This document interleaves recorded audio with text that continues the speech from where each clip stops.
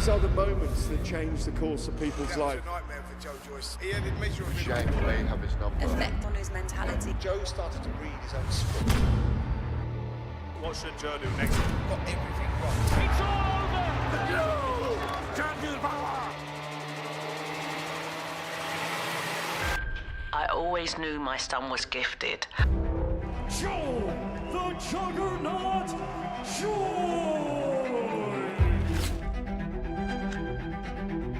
He just quietly gets on with it. Stylistically, that was a nightmare for Joe Joyce tonight.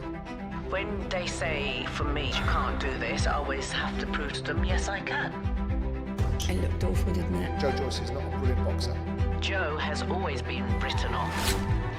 But no matter the setback, never, ever back down. Joe Joyce by knockout! He's developed that resilience. Would you like a rematch? He's grown up with that from a very, very young age. Does Joe Joyce go into the immediate rematch? Maybe not.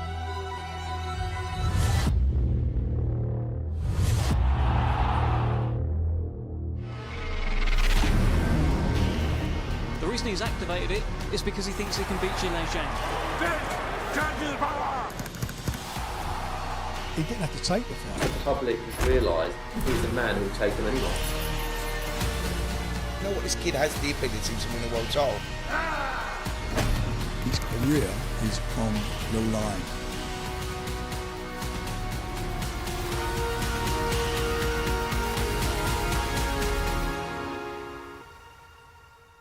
Go get it, son. Hello, hello, welcome wherever you are joining us around the world.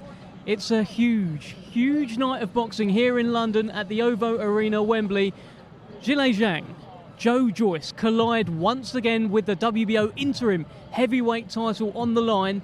It's a big rematch and the winner will be knocking on the door for a world title. And speaking of knocking on the door for a world title, how about this man here, Mr. Denzel Bentley? You've already had a knock. You're going to be knocking again soon, huh? Yeah, this time I need to beat the door down. Come on, yeah. Let's beat that door down. Yeah. Denzel Bentley, I knew as soon as this fight got made, as soon as this rematch got made, you would not be able to keep away, and here you are. Yeah, no, I couldn't. I mean, firstly, I was hoping to get on the card, but we're here anyway. Yeah, I mean, it's going to be an exciting fight, especially because of how the first one made me want to see if Joe can, get that W back. So, hopefully he can. But Zhilei Zhang's a very dangerous opponent, fast hands, is a unit, and he boxed so well the last time. It's hard to see, the roles reversed. He boxed so well. Let's go back to that first fight back in April. It was the first loss of Joe Joyce's career. It shocked many, shocked the world over. Yeah. All the chat leading up to that fight was about how Joe Joyce is indestructible. Nobody can hurt him. And Zhilei Zhang hurt him. Yeah. Tell me what was going through your head when you were watching that fight. I mean, I was surprised. Like you said, I didn't think Joe could be broken.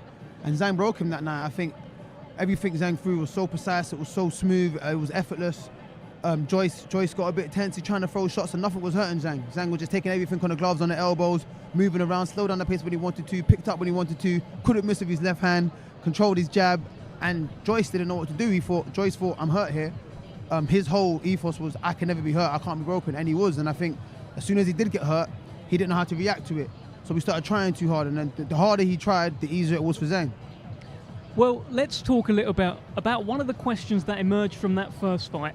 Everybody in the world pretty much said that Joe Joyce was too light into that first fight, and that's why Zhilei Zhang was able to impose himself. The Juggernaut didn't have the same Juggernaut power behind his punches. This time, he's come in at a career heavy. He is over 20 stone for this fight. Zhang's still a bit heavier, by the way. What did you think when you saw the weights yesterday? I mean, I don't think it's the best idea coming in that heavy. I think him being light was just due to him training out. I think he was out in America somewhere hot, either Vegas or LA, I can't remember. I think the weight just came off. I don't think he intentionally tried to come in lighter.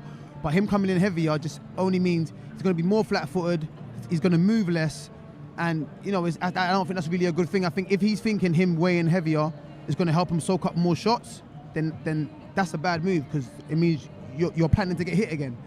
You can put on as much weight as you want. Your head, your skull, your brain, everything's the same size. You know what I'm saying? It's the same size. But I see Zhang weighing heavy as well. If he's overlooking this and he hasn't trained how he trained for the first fight, and that's the reason why he's heavy, then he's made a mistake too. But on Joe's behalf, I don't think him weighing in heavy, his career heaviest, is a good idea for this fight. I think he needed to be more agile, he needed to move his head, he needed to be more defensively responsible for this fight, because the problem in the last fight was Zhang couldn't miss.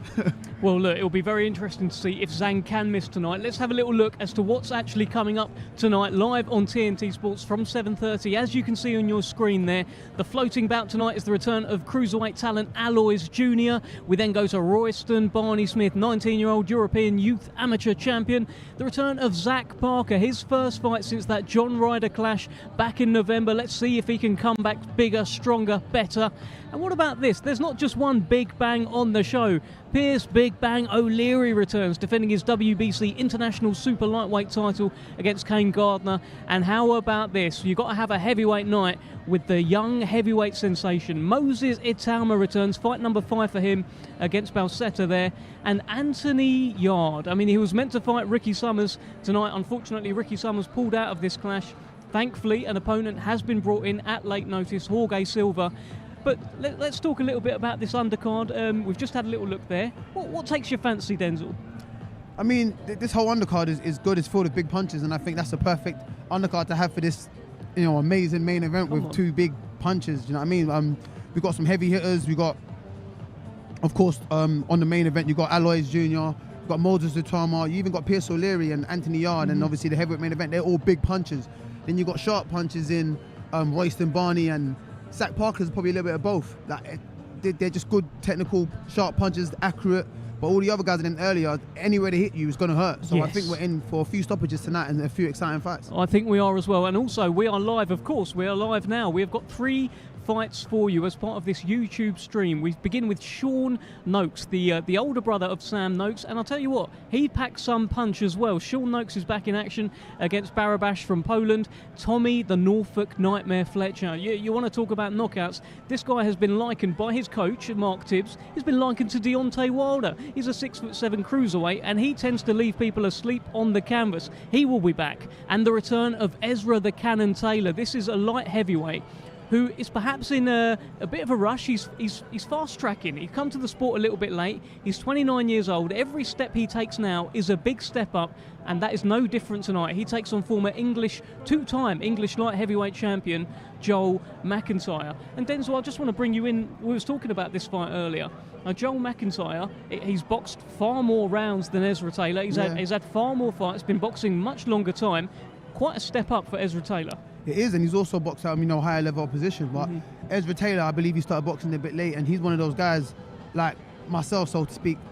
We get better as we move on. If you just keep him in the same place, we get stale. So I think if you just keep him matching up against guys that he's meant to beat, he gets stale. I think he's probably going to thrive in this competition here. He realizes that it's a step up, and if he wants to get to where he believes he can get to, he needs to be beating guys like Joel McIntyre. And Joel McIntyre is a good fighter, like he said, 2-time English champion.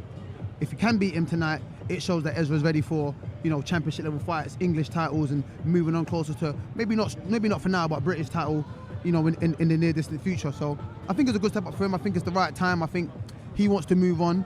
He's not being forced to move on. He doesn't want to be still fighting guys he's just meant to beat.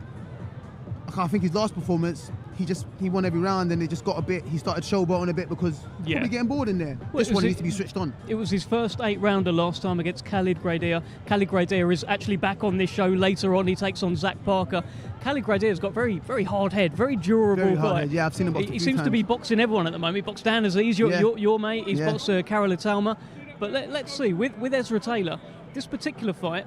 He has told everyone he targeted Joel McIntyre. It's not like someone's offered it to him and said, all right, should I take it or not? He wanted this fight. Yeah, no, exactly. That says it all about him. He's ready to progress. He's ready to move forward. He's ready to show he can perform better against him than Joel McIntyre's former opponents. He wants to do a better job on them, and he wants to show his level and how he's progressed and how far he's come and how far he can go. And if he can beat Joel McIntyre in this stage of his career, then I think he's going to do good things in his career. No, I think so as well. And what about Tommy Fletcher? I mean, there's a little bit of a rivalry building up. They're both very, very early on in their careers, 5-0, 6-0. Tommy Fletcher and Alois the Animal Jr., they are both on this show tonight. I like a bit of rivalry. I mean, it's what gets the fans going, right? Oh, so do I, man. I mean, they're in the same stable as well. They're both big punchers.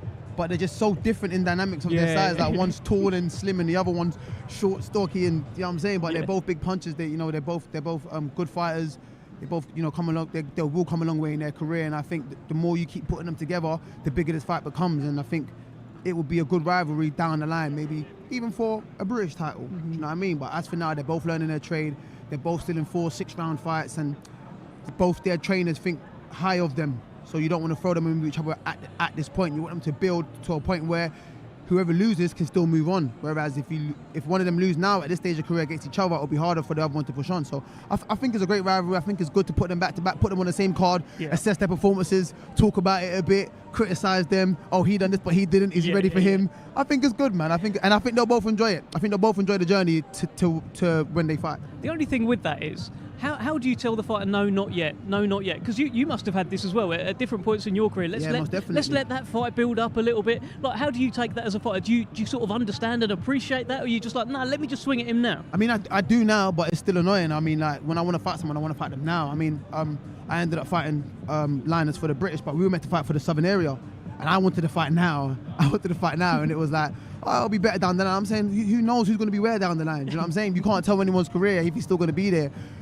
But it paid out better, me fighting them for the British instead. And I think it's the same with these two guys. I mean, I bet they're both eager to fight each other, but it's down to their teams and their managements to guide them correctly and keep telling them, no, not yet, not yet, not yet. When the time is right, you will know.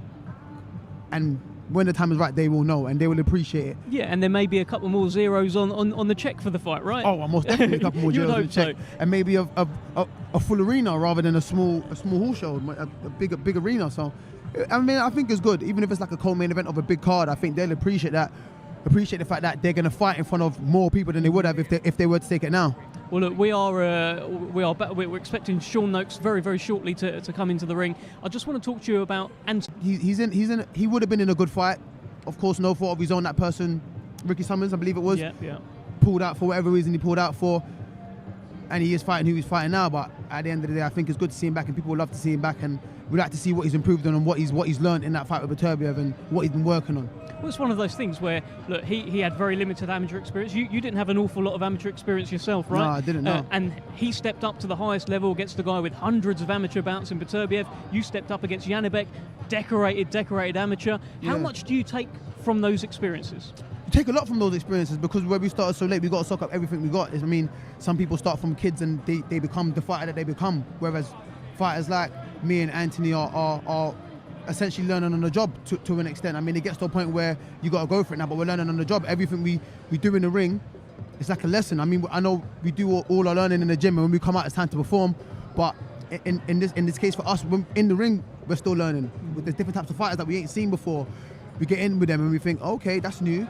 Take that back. You go back to the gym and then you work on certain things. And just to go back, I think it will be the same for Ezra. He started late, and hopefully he can get to the top, without taking the losses that me and Anthony has taken, and he can just go in and do his thing. But I think it benefits us more putting us in these sort of fights for us to progress. Yeah, exactly that. Well, let's go over to our MC, Thomas Triber. Blue corner.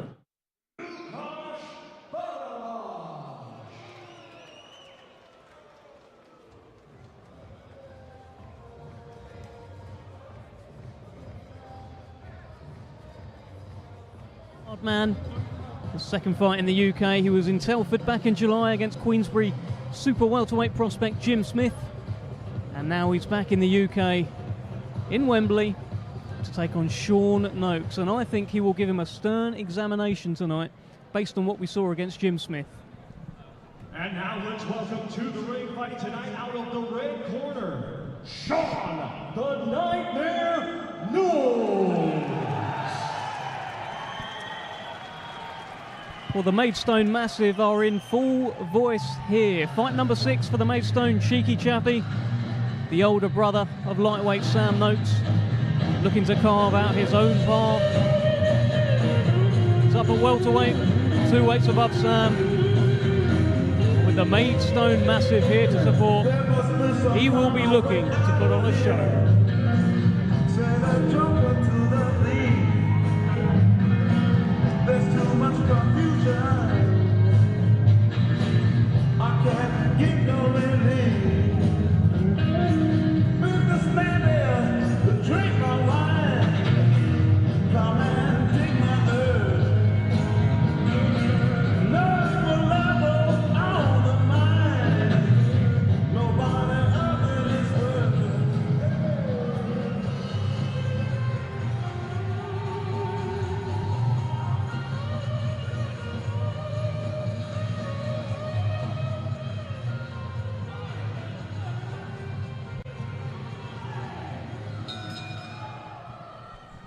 Ladies and gentlemen, this bout is scheduled for 6 rounds, and it is an international welterweight contest. Brought to you by Frank Warren on behalf of Queensberry, along with their great sponsors, 32 Red and UNDERCARD.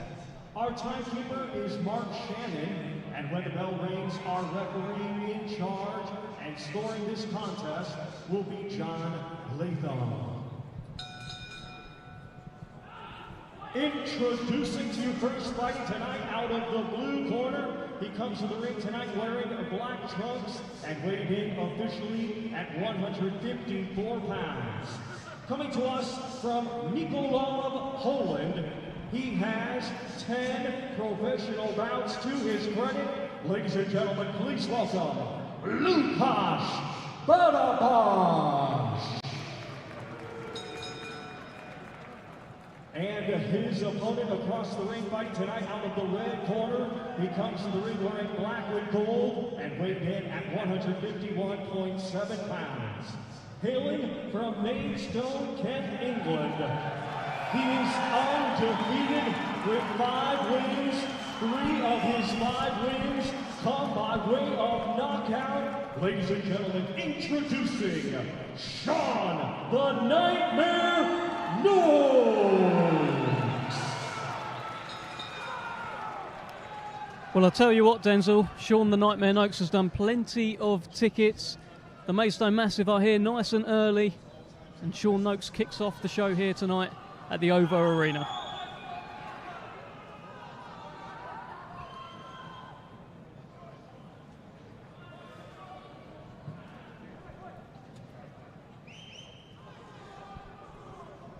Seconds out, round 1.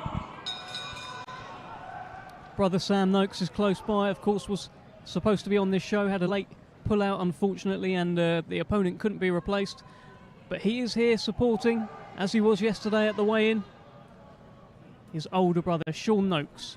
Fight number 6. Barabasz is a tough opponent. He hasn't been stopped before, so with good body shot there from Sean Noakes. I mean, if Sean can stop him tonight, that would be a big statement for him. Well, he's got that action-packed style, Sean Noakes. As much as Sam Noakes is the man with the 11-0, 11 knockouts, Sam Noakes rates Sean's power a lot. He's always talking about how Sean is the puncher. Yeah, and Sean might be the puncher, but I think Sam's accuracy might be the one that's giving him that 100% knockout ratio. Well, Lukasz Barabasz is a kind of crude slugger. We saw him in Telford against Jim Smith a couple of months ago. A good left hook there from Sean, sorry. He won't like that, Denzel. I'll tell you, when he watches that back, he won't like that. He almost filled me in when I called him Sam the other week. Just probing there with the jab, Sean Noakes.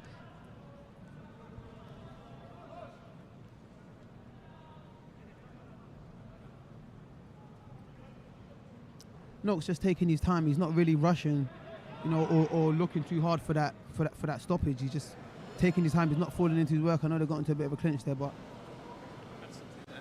it's good to see him, not rushing and trying his hardest to get a stoppage. Well, he is one of those fighters that likes to have the opponent come on to them. He's always said that he prefers that. Doesn't like necessarily going looking for them. So this is Josh's. Okay.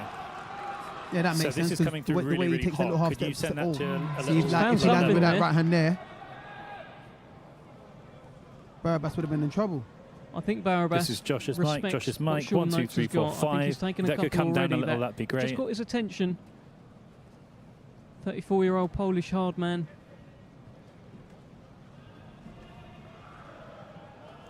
They'd like... oh, wait, 1, 2, 3, 4, 5. That's a better level. Yeah, that's better. In Bexley, Sean Noakes. Alongside Ellis Sorrow, the cruiserweight contender now, unbeaten Ellis Sorrow, and they've got a great camp vibe in Bexley. You can see Francis Warren, the manager, in shot alongside his brother Sam Noakes.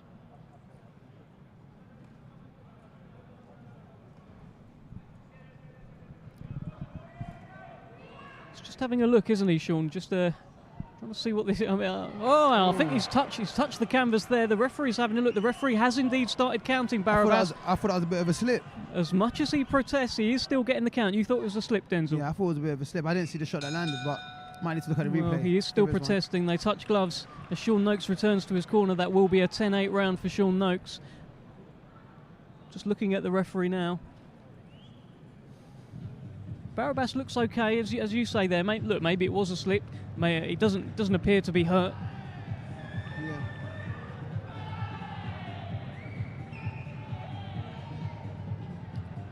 But cagey first round at times there, Denzel, and I guess, look, from Sean Noakes, he certainly won the round, and he got himself a knockdown as well. Yeah, exactly. I mean, he'll be happy with that round. He's had his look. Now let's see if he can kind of step up the pace a little bit, put Barabasz under a bit of pressure and see if he can get him out of there. I'll tell you what, I've already seen Barabasz more troubled in this fight than he was in July against Jim Smith. Against Jim Smith, he was quite crude. He was getting in there in the clinches. He was trying to old man him. At times it was quite roughhouse tactics, but Sean Noakes has done well so far.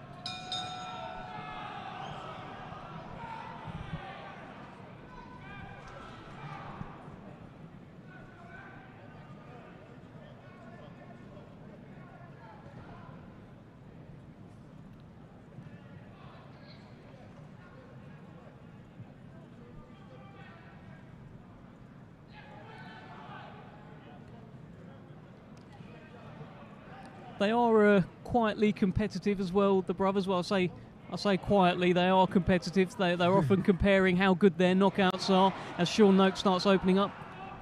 I think that's healthy competition. I mean, it gives you something to brag about indoors or whenever you two meet up. And yeah, probably makes you want to perform even better. Yeah, no, absolutely. I think there was a recent fight where Sean Noakes scored a knockout and then went straight over to his brother, started talking about the manner of it as he opens up there, Sean Noakes.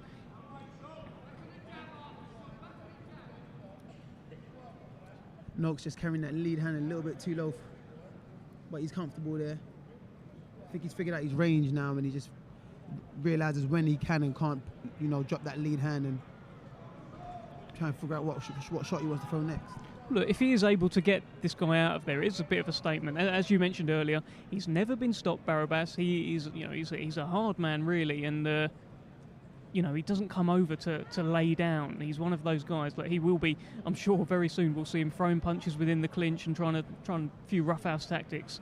Yeah, I mean, I think he's not been another big one and landed there. He's just clinging on. Oh, another good right hand there. Again there, Sean Noakes. Oh, and he's landed 3 in a row.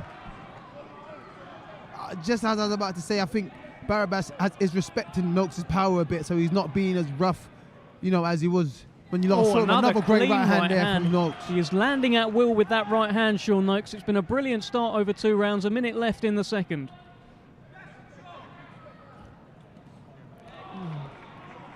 Cracking left hook to the body as well. And there we go, Sean Noakes just getting comfortable now. He's getting closer and closer and just letting his hands go a bit more.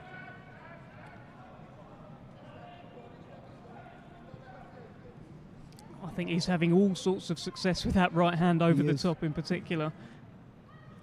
I think he's found his range at this point now, Sean Noakes, and he is countering at will. And I think Barabasz, he's starting to feel some of these.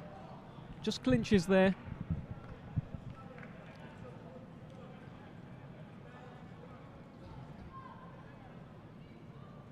Looking very relaxed in there now, Noakes. 10 seconds left here in the second round. Oh, it's a good left to the body there.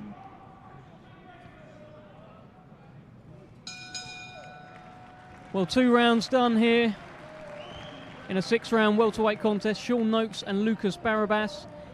And Lukasz Barabasz touched down in the first round, and he certainly had to ship a few right hands there in the second. He did. He held a few right hands. He can't get away from it. Sean Noakes just landing at will, and Barabasz just eating the shots.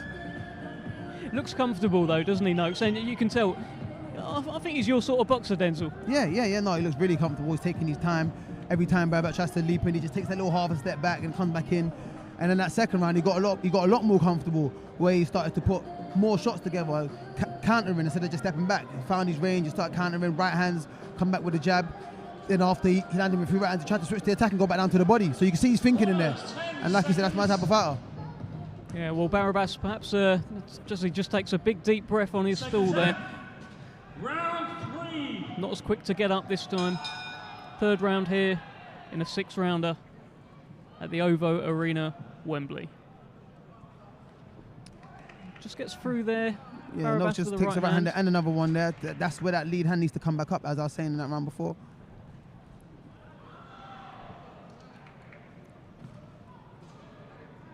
But he's just so relaxed. I like that. He's so relaxed. He's not panicking.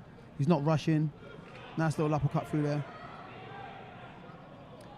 Spent 5 years away from the sport. Did quite a lot as a youth amateur. Got to 17 years old and took 5 years off to just kind of live his life a little bit. But he couldn't help but get back into boxing. The bug never left him. He came back to boxing. His brother Sam, of course, helped him get that bug. And here he is now. He's turned over at 26, 27 years old. He's 28 now. Carving out his own path. Yeah, I mean, when you let it go for that long and you feel like, you know, you still got the bug for it, that's when you know it's for you. So, I mean, I think it's good that he took that time off that he needed. And he's right back in there, and he's not doing too bad for himself. He's got a little healthy competition with him and his brother, going back to back. They should have been in the same card tonight. They could have bragged about their stoppages, you know, on the same night together. We had a better one, but unfortunately that's not the case. But Sean Noakes still gets to perform tonight and gets to do what he loves doing. No, exactly that. It would have been the first time in 10 years as again he opens up there, Sean Noakes. Little left hook snuck through, and these crude swings from Lukasz Barabasz are looking more and more crude as the round ticks down. 1.5 minutes left in the 3rd.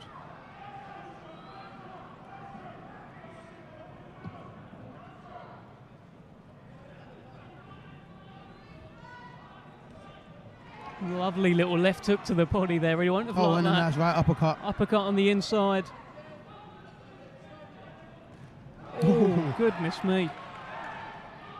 They're trading on the inside. I'll tell you what, though, Lukasz really Barabasz starting to heat up right now. is heating up, but Lukasz Barabasz isn't going anywhere. That's the thing. He's still in there, swinging away. And as I said, if Sean Noakes does get him out of there, it will be a bit of a statement. Just measuring up. Oh, there we go. He's got Good through, shots left there. hook to the body. The uppercut slipping through as well here from Sean Noakes, who is really finding his groove in the 3rd round. Oh, Lovely counter on the good inside. right hand there from Noakes.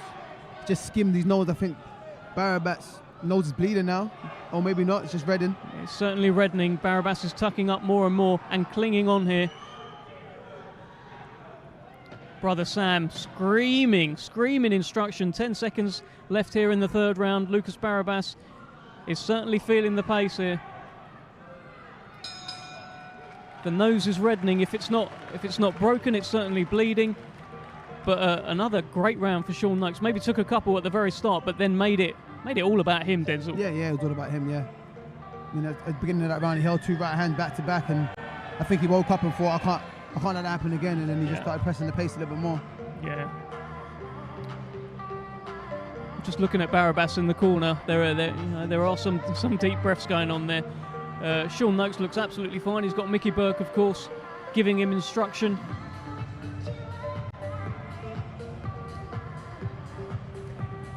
We watched Sam Noakes at the end of that round, just up there screaming, saying, "Come on, Sean, do this, do that." Yeah. Tell me, as a fighter, do you take much notice of, because you always have your fans screaming, your pals screaming, telling you what to do. Can you take much of that in? Yeah, you can.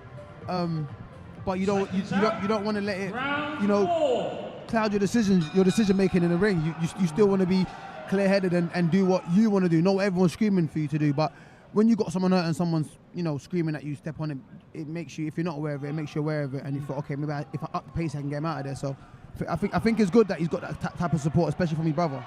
Yeah, well, you feel as though as his brother's up on his feet, you feel as though his brother will be a voice that he will always hear. Yeah, no, most definitely. Last time Sean Noakes was at this arena, it was on the Yard Beterbiev show back in January, and he scored one of the knockouts of the year. 5th round it was against Santiago Garces, and he'll be looking to repeat a performance like that tonight. It's a good arena for Sean Noakes. He gets through with the jab.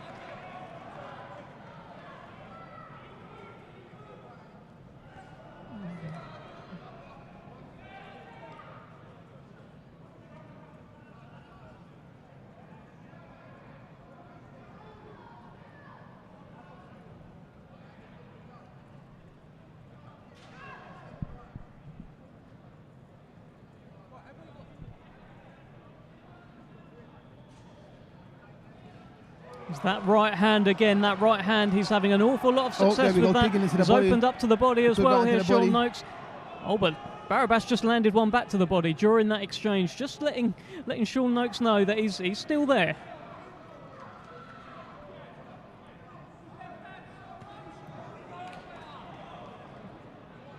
And the referee's just pulled them apart there. I'm not sure what happened there. But maybe a low blow there. Isn't that the theme of boxing right now? Lukasz Barabasz encouraged to keep his punches up. Sean Noakes being given a bit of time to recover. And they will be allowed to box on.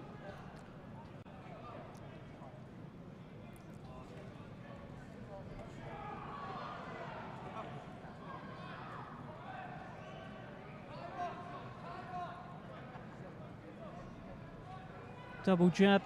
The uppercut's in there as well.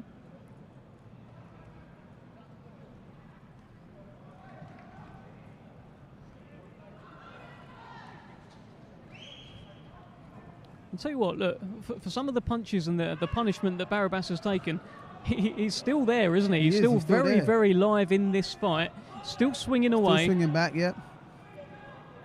His defense is offense. His defense is offense. 100%. Ref will bring him apart here.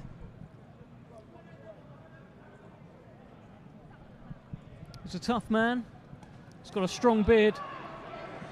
But Sam Noakes is looking to find those openings.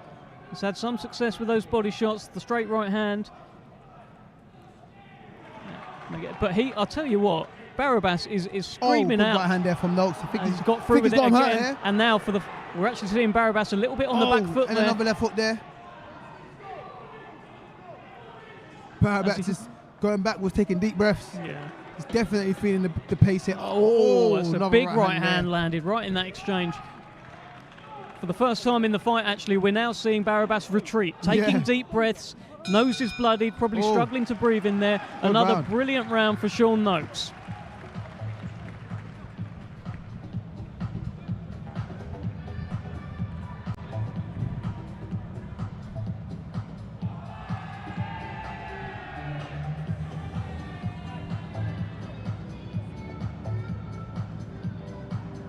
It was a big right hand that ended Sean Noakes' last fight. He was prepared to go 6 rounds. He found Robin Zamora in front of him. He felt that Robin Zamora was just moving towards that right hand. His trainer was saying, no, don't throw it yet, calm yourself down. He thought, no, I'm going to throw that punch. He threw that punch, he landed that punch, and that was all she wrote. That's all she wrote. Sometimes the fighter knows best. Corners, 10 seconds. Just looking at Barabasz now in the corner, gets a little slap around the face from his trainer. He's not the quickest. Look, he's not the quickest to his feet. Sean Noakes was already up. 5th round here. Just a reminder to viewers joining us live on YouTube, we'll be live on TNT Sport later on this evening for the Zhang Joyce rematch. Huge heavyweight rematch. Right, and just landed there from Barabasz, and another one.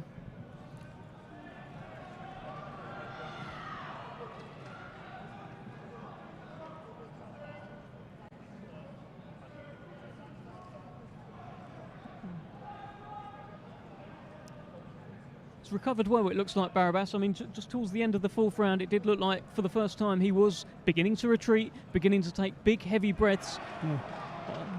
Good right hand from Noakes, just as Barabasz came falling in there. And just turns him around and takes him to the ropes.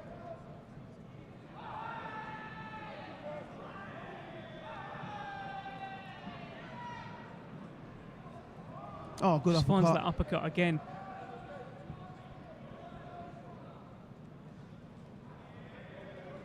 I think he'll be pleased with his performance so far. I mean, yeah, most definitely. Barabasz is one of those hard men, hard head, stiff jaw. You know, you're going to struggle to hurt. But he has hurt him a couple of times in there. He's made him think about things as Barabasz just gets through. I think Sean Noakes' jab's been good tonight as well. I mean, it's not a stiff, powerful jab, but he's just lovely right hand there from Noakes. But he just uses his jab every time Barabasz comes in. He just flicks it out there and stops Barabasz in his tracks. Little punch around the back of the head there. He'll get a warning for that, Barabasz. And that was He's had a warning exactly... before. Yeah, well, these were the tactics he employed against Jim Smith back in Telford. He was really roughing him up on the inside, wading in with the head in that fight he was. He hasn't done it so much this time round. Well, he gets a body shot there. Just is that the gum shield that's come out from Sean Noakes? I think these referees going to bring them apart as get the gum shield back in. It's around here somewhere.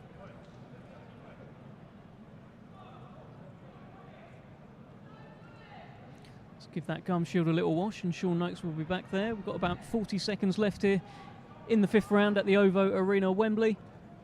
Sean Noakes against Lukasz Barabasz, a 6-rounder in the welterweight division.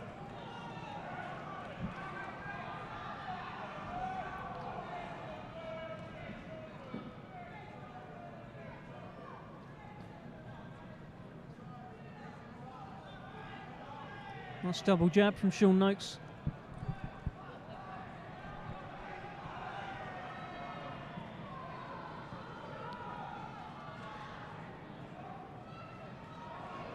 Just dipping under, and again that right hand. That right hand has been the key in this fight, and I think it's been there for him all night. It has been.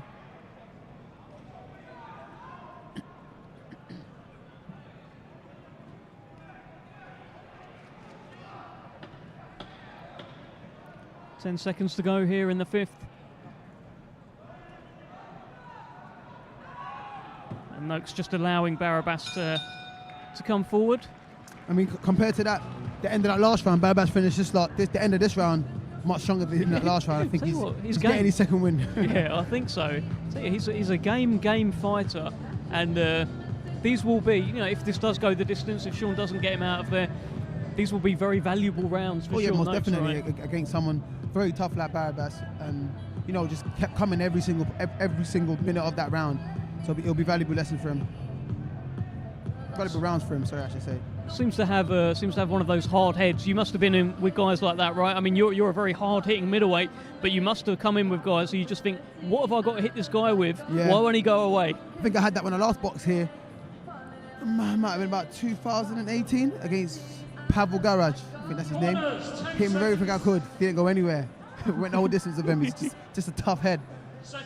Can it be frustrating in there? Like, is there a point that when you sort of realise he ain't going out anywhere? At the time, it was because it was like I was, you know, I wanted to keep my KO streak. I wanted to, you know, keep up with. I'm knocking everyone out. But, you know, as you grow into a you know, fighter, knowing you're at the levels, if you don't knock them out, you just do what you need to do to win the round. So it's not as frustrating as it is. Oh, great shot there from Noakes. Nice little step back with that right hand, landed so clean. Shot. At times, this is like Matador and Ball here. Yeah, and like you said, that's what Noakes prefers. So yeah, he likes to walk his opponent onto shot, and he walked Lukasz Barabasz onto a wonderful uppercut there on the inside. Sam Noakes is screaming at him. I think Sam Noakes knows there might be something to do here. I mean, if you can get him out in this round, that'll be valuable rounds and a knockout. So it will be a statement. That'll be performance. I'll be a performance to be proud of tonight. I mean, regardless if he stops him or not. No, absolutely. He's won every round so far. Yeah, he's won every round. There's no doubt about that. That last round, I believe he took that last minute off. Yeah. I still think he won the round, but maybe he was saving a bit of energy to finish this round strong. Well, we've got just under 2 minutes left in the final round here. And just... Oh, good left foot there. Just trying to walk him onto something. You can see it in there. Just retreating a little bit. Waiting for one of those big Barabasz swings. I'm sure he's seen openings to come through again.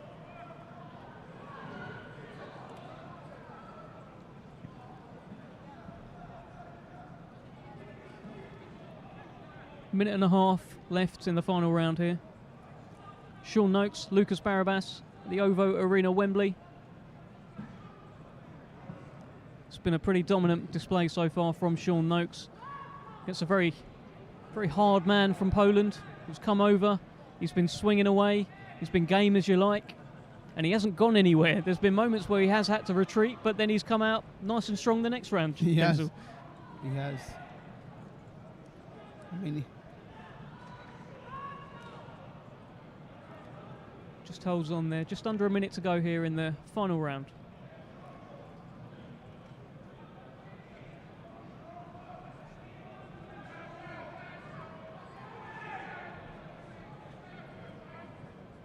A few of Sam Noakes and Sean Noakes' fans, the Maidstone Massive. You can hear them just starting to cheer towards the end here. 30 seconds left in the final round.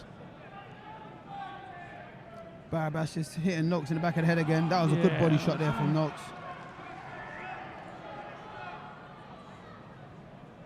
Just spins him around. And I think this will be the final exchange of the fight. Barabasz will probably empty the tank here. Whatever's left in that tank. Barabasz just coming forward. Yeah, well, look. The last 10 seconds. I'll tell you, there's what a fight. Only 1 or 2 times in the whole fight where he really stopped coming forward. Yeah. But you know, he regained his senses and came straight back. Yeah, he's a tough guy.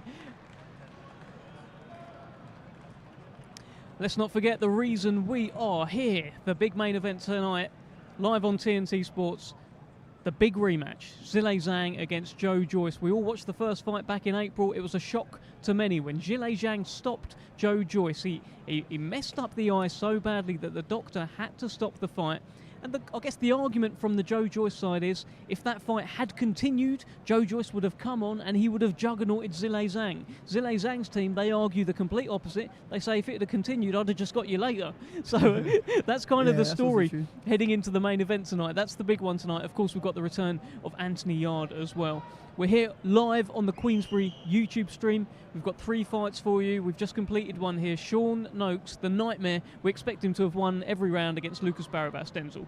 Yeah, me too. I think he won every round. I think there was times where Barabasz was in that fight, though. I mean, he just kept coming forward.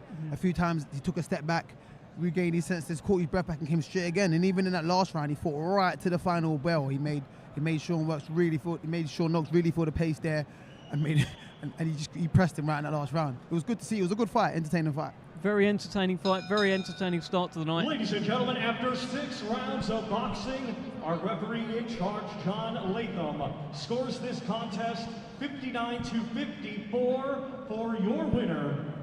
And still undefeated, Sean the Nightmare Noakes. Well, never really in doubt, Sean Noakes moves to 6-0. Great win against the tough man as he gets his photos done. And the Noakes brothers are still unbeaten, Denzel. Yes, they are. They are.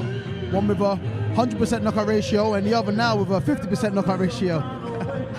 And I'd imagine they will be bantering all night about that. Yeah. Well, I think we're going to try and have a chat very shortly with Sean Noakes. Reminder why we are here. This is a huge heavyweight night. Big rematch coming up later tonight, live on TNT Sports. We're live from 7:30. Zhilei Zhang, Joyce, one of the very best fights that can be made in the heavyweight division. They run it back. Joyce's eye went in the first fight. The doctor said enough is enough. This fight is called an eye for an eye. And maybe in that first fight, Joyce took his eye off the ball. We're going to ask him about that. You know, to be fair, that's good. You like that, the eye off the ball thing? It's quite good, that, wasn't it? It's quite good, that. We're going to try and grab a quick chat with Sean Noakes, who has just won his 6th fight. Now 6-0, unbeaten. Both Noakes brothers are unbeaten. It's a fantastic show. We've got 2 more fights coming up for you live on this YouTube stream. And let's bring in the man they call the Nightmare, Sean Noakes.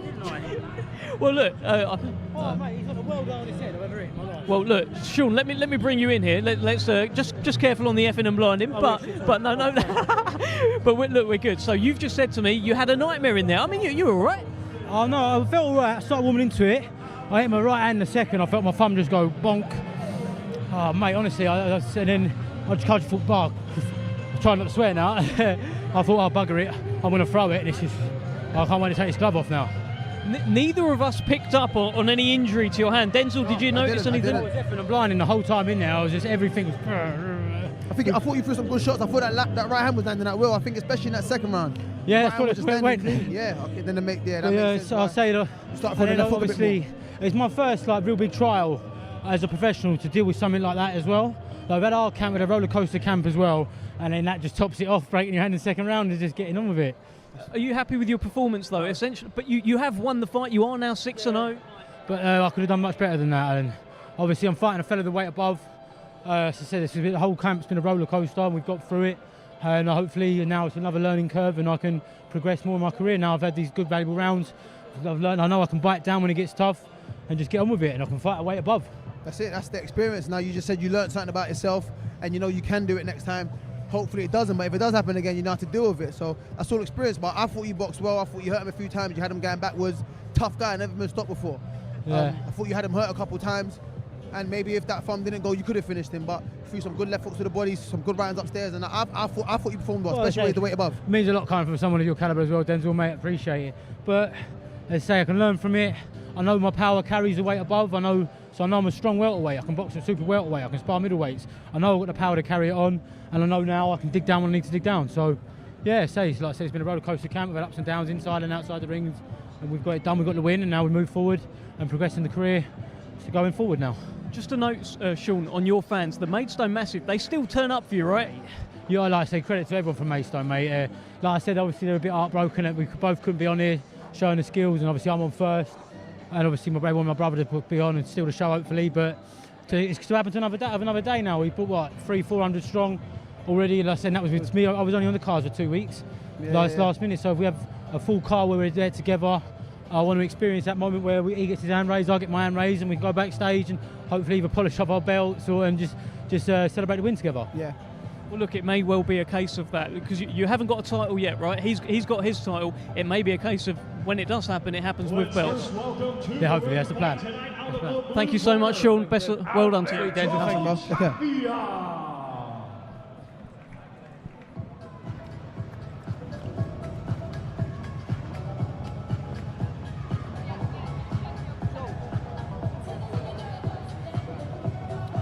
Well, here comes Alberto Tapia. Fight number 8 for the Spaniard. Only his second fight out of Spain. He will be the opponent, the opposition for the Norfolk Nightmare, Tommy Fletcher, this evening. Draped in the Spanish flag. Will it be a bit of matador and bull? Let's find out. I'll tell you what, he's getting a few cheers there. I don't know if he's done a few tickets. Alberto Tapia surprised me there. Alberto Tapia. Tommy, the Norfolk Nightmare, Fletcher.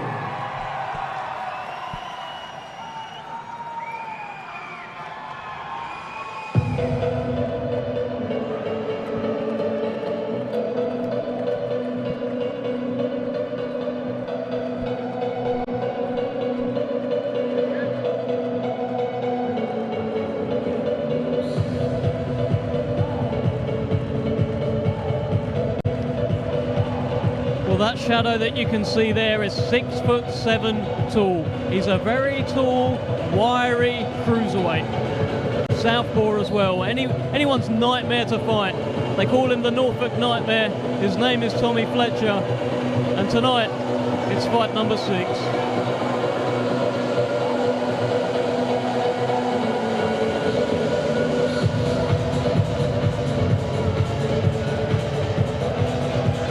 Been promising a big knockout all week, and it's not just about promising the knockout, it's the way he says it. He says, I am going to lay him out.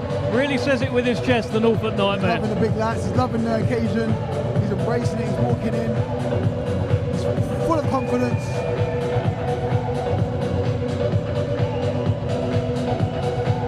Even stepped over the top rope there, Denzel. Yeah, coming in like a heavyweight.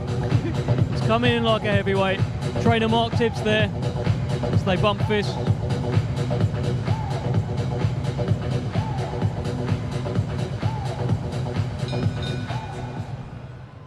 Ladies and gentlemen, this bout is scheduled for 6 rounds, and it is an international cruiserweight contest.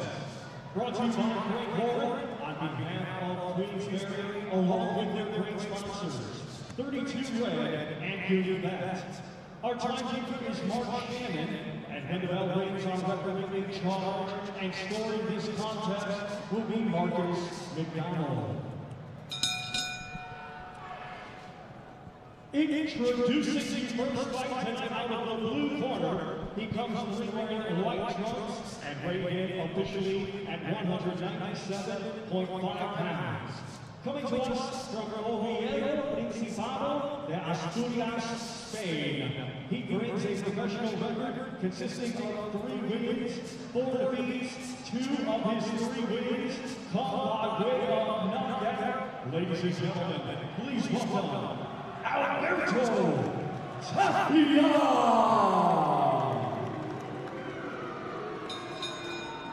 And his opponent across the ring fighting tonight out of the There's a delay.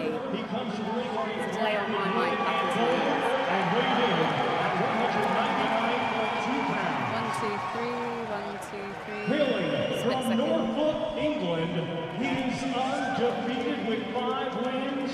4 of his 5 wins come by way of Will I hear it for this? knockout. Ladies and gentlemen, introducing Tommy, the Norfolk Nightmare, Fletcher. Well, an absolutely tremendous ovation here for the Norfolk Nightmare, Tommy Fletcher. And the fans that actually cheered Alberto Tapia when he came in then started booing him as he got announced, Denzel. I think they were cheering because they saw Tommy down the end of the walkway. And it all makes sense now. Or maybe they thought it was Johnny Tapia. It's wrong Tapia, guys. Wrong Tapia indeed. This is fight number 8 for the Spaniard. Only his second fight out of Spain. And Tommy Fletcher, let's see if he can fulfill the promise that he's been making all week. He's pumped. He's just come out straight, take the centre of the ring, popped out that solid jab. He's pumped. I mean, he sold loads of tickets. He's here to impress his crowd, and he's here to make a statement. And I think he will tonight. Nice little jab to the body. Well, some of the knockouts that he's got, if you look at his highlight reel, they have been quite breathtaking. They have been opponents just laid out on the floor, not getting up for a little bit. Yeah. He's got that power.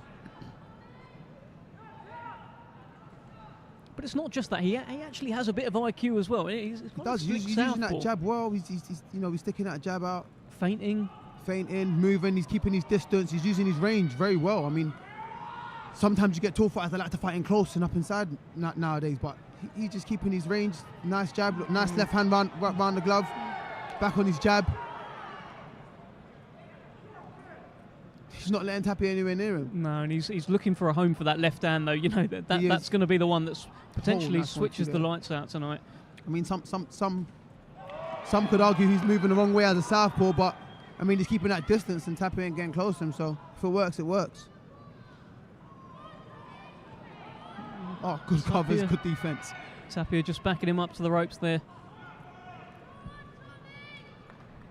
Well, his trainer Mark Tibbs says that he has Deontay Wilder-like power, but perhaps with a little bit more IQ, which are big statements, and he lands a big left hand, and I think he's got Tapia's attention here. Yeah, Tapia looks unsteady there. He does look a little hurt. Just swinging away, but again, just leaves room for that counter, and Tommy Fletcher has that IQ to then counter him. Just moving now, just over a minute left in the first round. Tapia wants to be careful. He doesn't lean over his front foot and fall into that uppercut, because Fletcher will be looking for it. Little nod to the Billy Joe Saunders look out to the crowd there from Tommy Fletcher.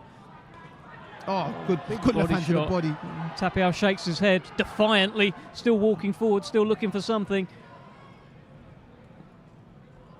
But tucking up well there, Tommy Fletcher just shoving him off. Yes. And that's how opponents are going to be looking to have success against Tommy Fletcher. Just get right in on the inside, but that body shot has floored Tapia here in the first round. That took the wind out of him. Tommy Fletcher looks around cheering. Tapia looks at the referee, gets up. Will he be allowed to continue?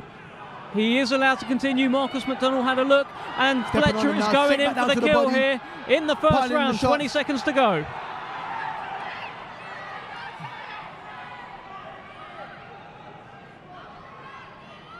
Covering up well. Shoots that left to the body again.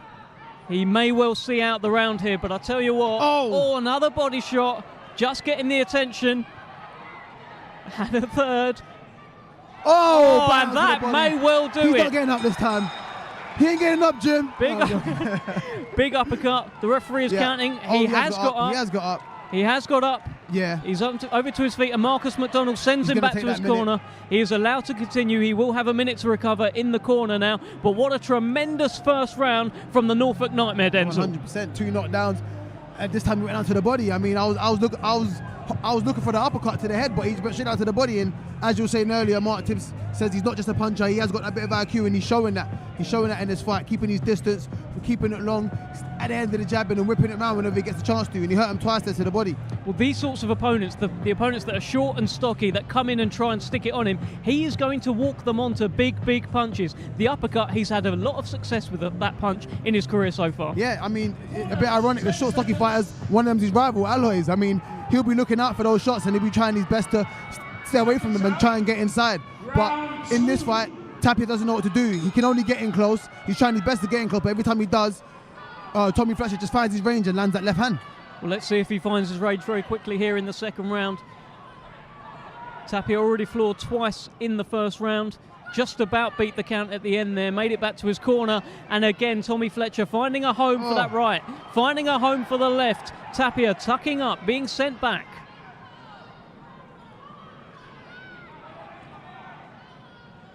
Such a nice jab there from Fletcher. Just on the belt he line just there. Shoots it and then comes straight back up. Straight. It's not lazy, he doesn't flap with it, he just shoots it straight, it's nice and sharp, and he brings it right back up to his chin. Just needs to have his wits about him though. Tapia is still throwing, big overhand right hands. And again, another one to the body. Again. These are adding up now. Tapia's really pulling it in. He's really trying to press forward and see if he can break the will of Fletcher. I don't think he can. Fletcher came out pumped today. He's not trying to let anyone down. No, I don't think he can either. Gets through with that right. Fair play to Alberto Tapia here, who is still coming forward. I mean, that minute done him justice because he's pressing right now. Just going back to the jab a little bit there, Tommy Fletcher looking for a huge left hand. Tapia ducks out, gets out of the way of it. But he's always looking at him, Tommy Fletcher, and never takes his eye off of Tapia in these exchanges, even when he's up against the ropes. Another big jab.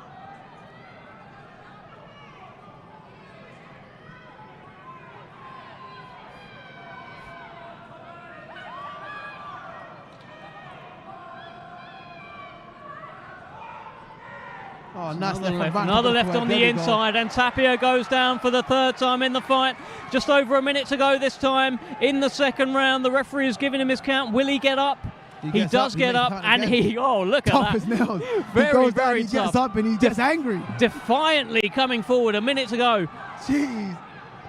Oh, Tommy Fletcher, another one. There's the uppercut I said Tapia doesn't want to fall into. Well, look, Tapia is beckoning Tommy Fletcher on, and Tommy Fletcher, he says no problem at all. Goes down for the fourth time in the fight now, bangs the canvas, and the referee has allowed him to get up. He's having a look. Is he going to let him carry on? He is. He has let him carry on. 4 times now he's been down, just 25 seconds or so left here in the second round.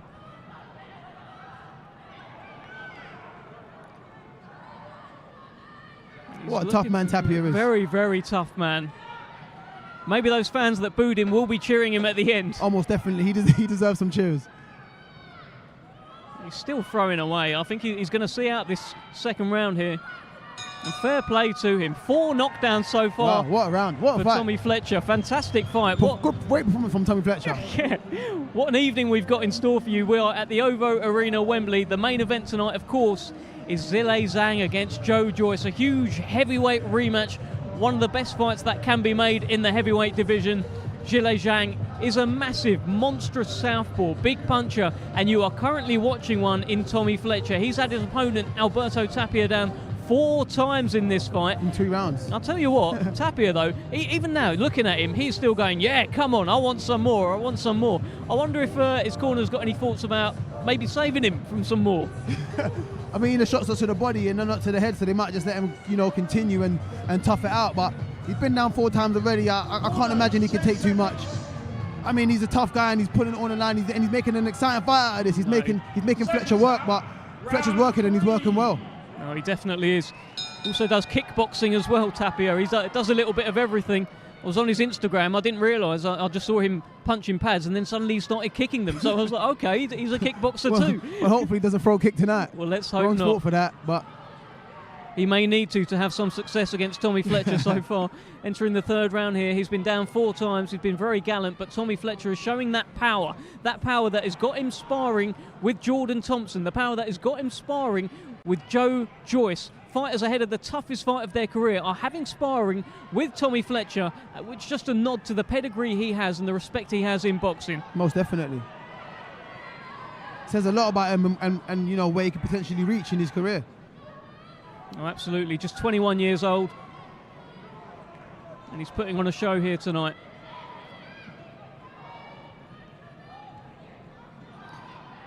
Tell you what though, it's always good to have a gallant away fighter.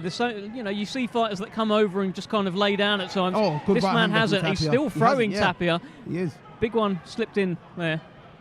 And it's a good lesson for Fletcher. You know, like not every fight's going to be easy. Not every fight's going to be a walkover. This guy's going to bring it. You put him down 4 times already, and he's still game. He's still coming forward. He's still letting his hands go. I mean, you got to deal with the cards of dirt when you're in there, and if someone wants to keep pressing, you got to find another way to put them down. And he's done that 4 times already. Yeah, absolutely. And Another probably body a shot. 5th after that body shot, I think. The body shot slipped through there from Tommy Fletcher. That uppercut just missed. Just a whisker away.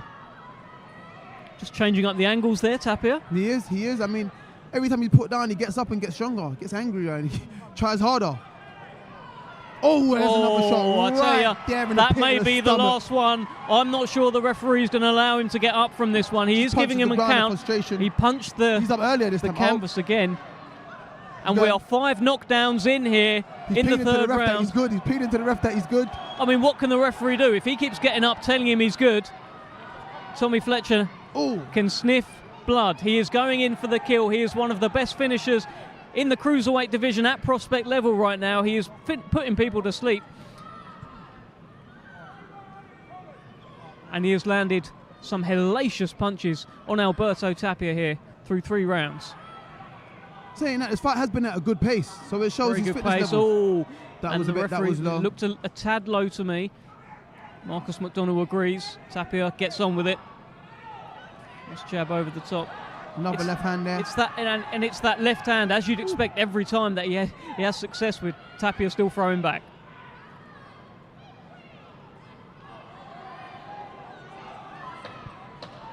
Ten seconds left here in the third round. Tapia makes it through another round. I can't believe that we are in the third round, Denzel Bentley.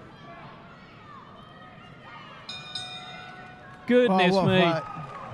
3 rounds done here. Tommy Fletcher against Alberto Tapia. There have been no less than 5 knockdowns in this fight. Wow. And each time, Tapia looks at the referee, he punches the canvas, he growls at the referee, and he tells him, no, I'm not done yet. I am getting on. And he tries harder. He tries even Which harder. is making it such an exciting fight and a great learning fight for Fletcher. A great learning fight for Tapia as well. How about it, Denzel? He's learned a lot tonight. He is. I do wonder what Mark Tibbs is saying to Tommy Fletcher in the corner. I mean, it's all about that backhand. He's landing it. He's landing uppercuts to the body. He's landing headshots. He's getting him down. He's doing a lot of damage. He's doing everything. He's doing everything right. I think Mark Tibbs will just tell him, look, keep doing what you're doing. It's working. I mean, the guy's tough. I don't think Tommy needs to change anything. Seconds out. Round 4. Well, we're in the 4th round here. Tommy Fletcher against Alberto Tapia, scheduled for 6 rounds. I'm beginning to think we may even go 6 rounds after what I've seen so far. if we do, Tapia definitely deserves them cheers before he's getting absolutely. earlier. I'll get up and cheer him myself. Just that's a good left hand there from Tapia. Just starting to get through there. I like the way Fletcher just comes back round and next centre of the ring. Yeah, and again finding that jab. Nice right hook there from Fletcher. Oh, another good body shot there from Fletcher. And it's in these Tapia sorts of exchanges, where suddenly Tapia's on the floor. Like something gets landed during these exchanges, but maybe something low landed there. It's giving him a minute here to recover. The ref asked him if he needs to break. He said, no, I'm good. Yeah, of course Tapia's ready to go. But Tommy Fletcher now entering the 4th round, 2 minutes left.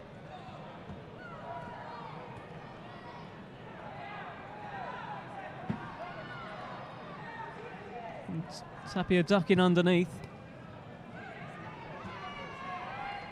still looking for his own shots, but getting countered well on the inside from Tommy Fletcher, who seems to find these openings every time they start to exchange.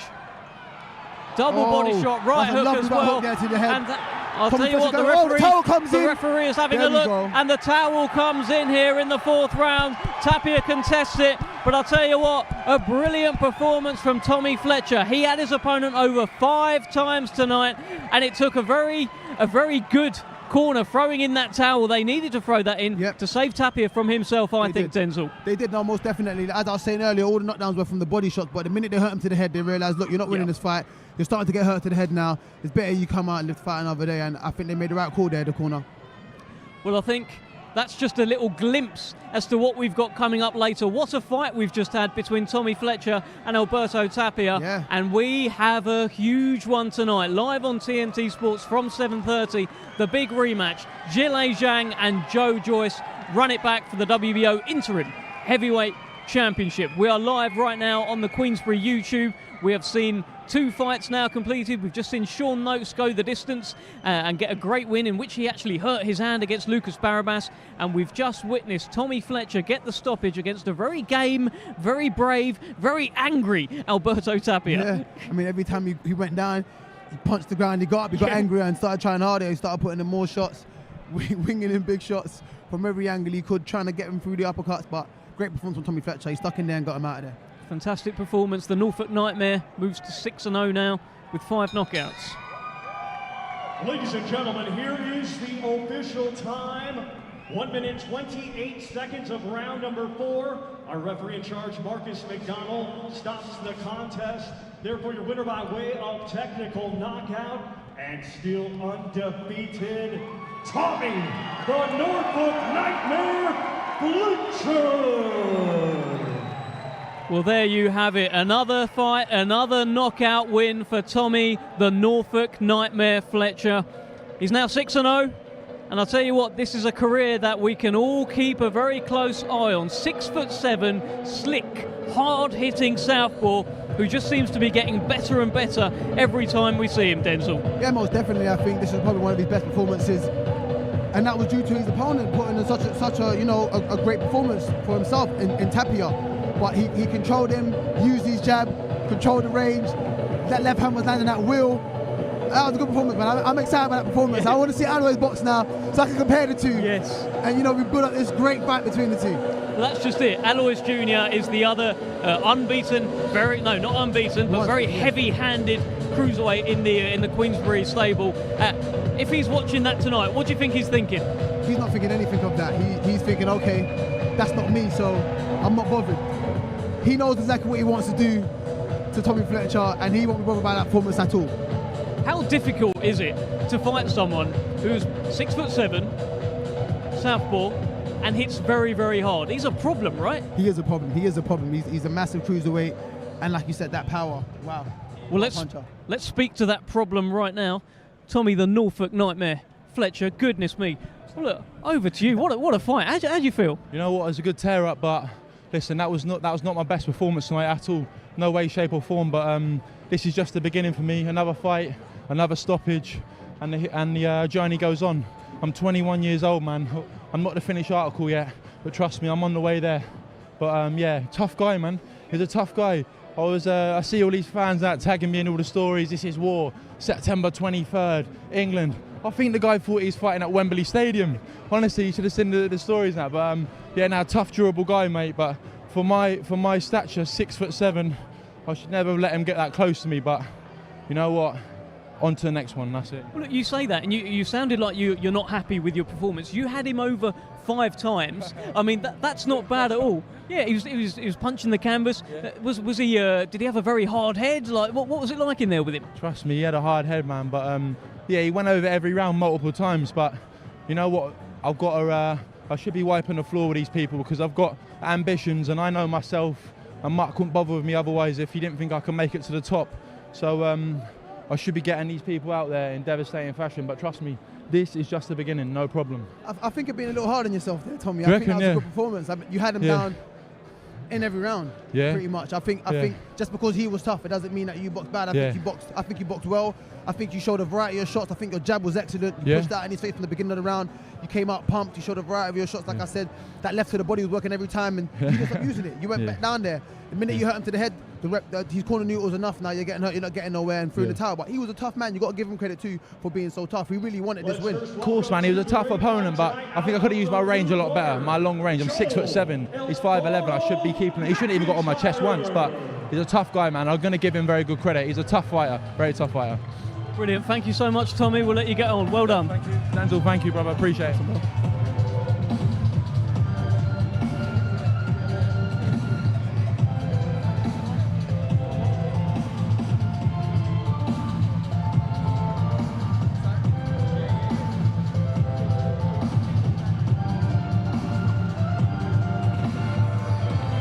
Well, here comes Joel McIntyre, former two-time English light heavyweight champion.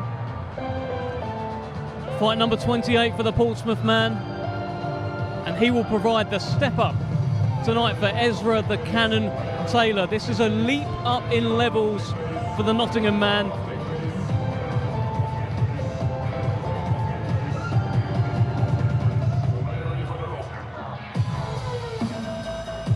McIntyre has come with ambition and he is ready to go. I asked him, why are you going to win this fight? And he said, because I have to. Let's see if he can deliver on that. And now let's welcome to the ring, fighting tonight out of the red corner, Ezra the Cannon Taylor.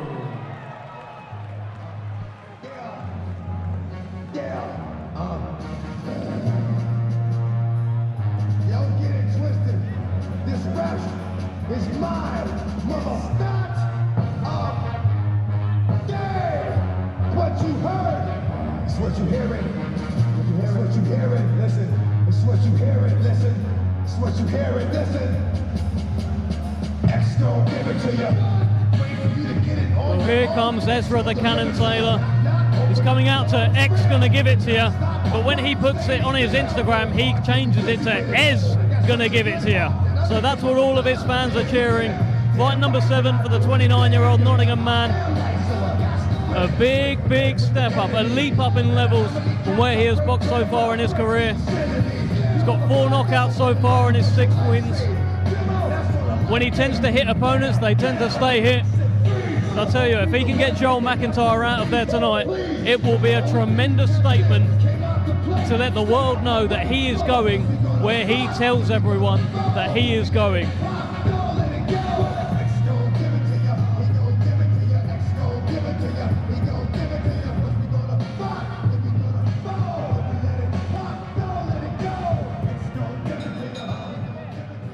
Ladies and gentlemen, this bout is scheduled for 8 rounds in the light heavyweight division. Brought to you by Frank Warren on behalf of Queensberry, along with their great sponsors, 32 Red and Duty Bet. Our timekeeper is Mark Shannon, and when the bell rings, and on Latham.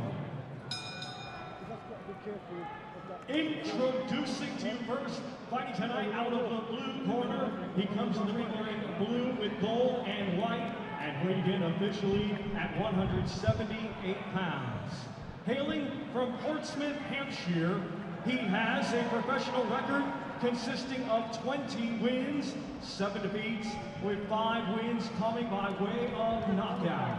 Ladies and gentlemen, please welcome Joel Alberto McIntyre. And his opponent across the ring, fighting tonight out of the red corner. He comes to the ring wearing white with gold and weighed in officially at 176 pounds. Hailing from Nottingham, he is undefeated with 6 wins. 4 of his 6 wins come by way of knockout. Ladies and gentlemen, here is Ezra the Cannon Taylor.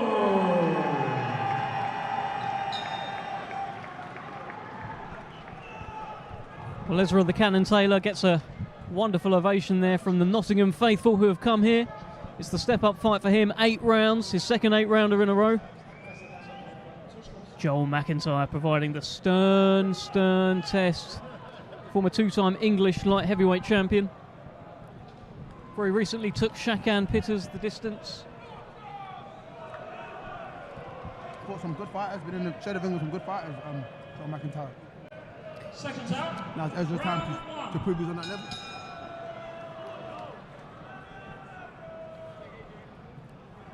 Well, it was against Chad Sugden that he won the English title for the second time. Chad Sugden was very much a fighter on the up. It was a Chad Sugden show. He was the home fighter. And McIntyre just reacted over the top to a lazy jab in that fight and knocked Sugden out. He couldn't get up from it. So he does carry power, and Ezra Taylor will need to be wary. I was going to say them shots there that landed on the glove, it did sound a bit heavy. That McIntyre landed. He has got heavy Chad hands. Sugden, I'm sure that's who drew with Craig Richards. Yeah, he's also boxed. And then boxed Shakan for the British. Yeah, that's correct. Yeah, good fighters. Chad Sugden. Nice jab there from Ezra and a good left hook after that. That left hook landed right on the top of the head of McIntyre. Might have rattled his head a little bit because he's going backwards.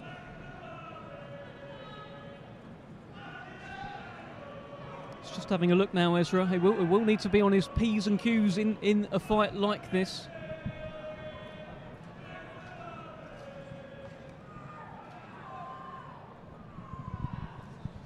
Nice 1-2 there from Ezra. Gets through with the 1-2. Just shaping up. Had to ship one there. Oh, luckily left check hook there.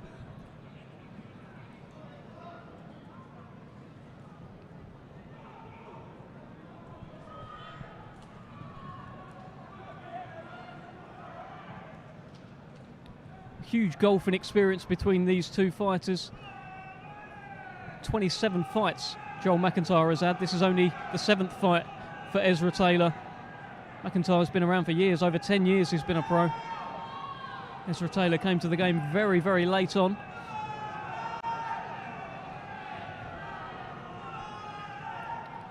But he does have that confidence, he does have that swag. You can see he believes in himself. Oh. There, he's relaxed. Recently teamed up with Angel Fernandez in Loughborough, training alongside Richard Riakporhe, Fraser Clark, iron sharpening iron in that gym. Was recently up in the Spanish mountains as well with Daniel Dubois, who's part of that camp. Enjoys sparring heavier men.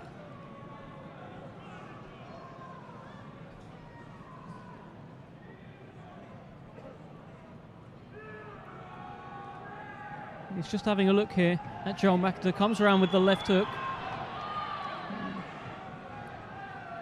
But McIntyre has that experience. He knows what to look for. And they're trading left hooks. Both guys there. Ezra just keeping forward. Nice jab there from Ezra. Just trading left hooks. Ezra Taylor backs his power, and that's the end of the first. How did you see that first round, Denzel? I think I'd score that to Ezra Taylor. I think he landed a little bit more of the cleaner shots. I think Joel McIntyre came in rushing in a bit at times, falling over his front foot. I don't think he's got his rhythm or his distance yet, McIntyre, but you know, it might come to him in this round here, but Ezra looks more comfortable to me. I think I scored that round to Ezra. Well, Joel McIntyre took Ricky Summers the distance. Ricky Summers was, of course, supposed to be the opponent this evening for Anthony Yarde, but pulled out quite late in the day. And he did have Ricky Summers hurt in that fight as well. So this is a very game opponent, Joel McIntyre. 35 years old now. He's been around the game for quite a while, but by far the sternest test on paper so far for Ezra Taylor. Only the second opponent that he has faced with a winning record, actually. Yeah. Seconds out. Round 2. Well, second round here of an 8-rounder. Ezra the Cannon Taylor in a step-up fight against Joel McIntyre, former two-time English light heavyweight champion. And the referee will probably split them up here, bring them apart. Got a bit messy in the clinch.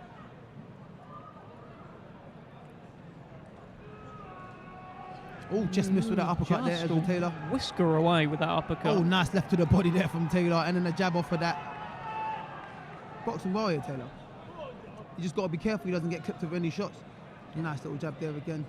Well, it's just, in a sense, the Chad Sugden fight. Chad Sugden was also boxing very well, against Joel McIntyre, but he found himself unstuck late on in the fight. He will be there all night, Joel McIntyre, if you let him. Nice jab. Lovely jab. There again there from Taylor.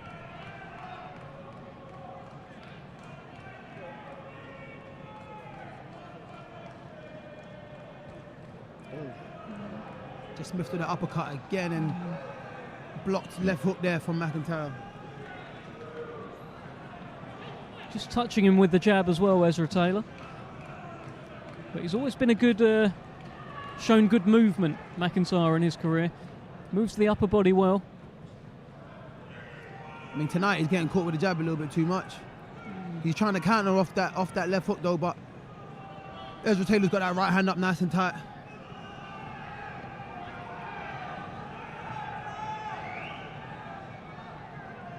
Just looking to find that range at the moment. I think the pair of them. McIntyre keeps getting caught with that left hook as he comes in. Every time he comes in, Taylor just takes that little half step back and hits him with that check hook. I think he needs to be careful of that. Just over a minute to go here in the second round. Oh, there we go. Uppercut landed within uppercut the clinch left hook there. Yeah. Good shots there from McIntyre.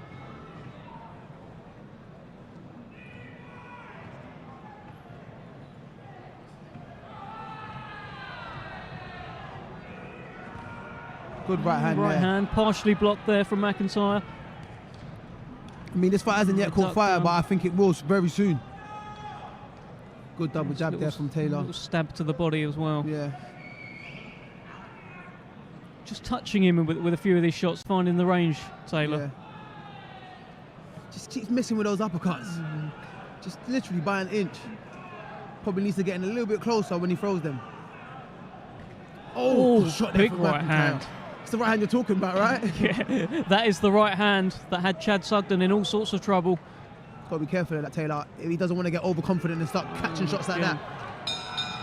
Well, it was a lazy left jab that that led to Chad Sugden getting knocked out by Joel McIntyre, and I'm sure Ezra Taylor and his team would have watched that. Angel Fernandez wagging his finger at him a little bit there in the corner. I think maybe a couple of little lessons were learnt in that round from Ezra. Yeah, most definitely. Just don't get overconfident.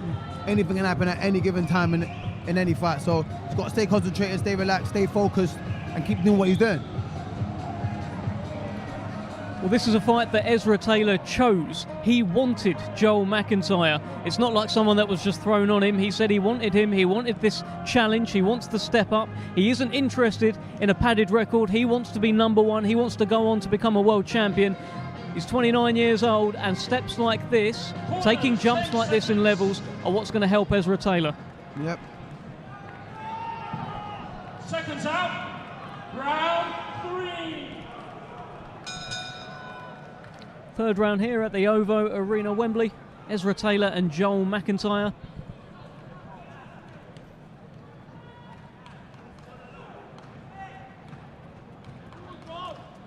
Fight in this brilliant light heavyweight division that we've got in this country.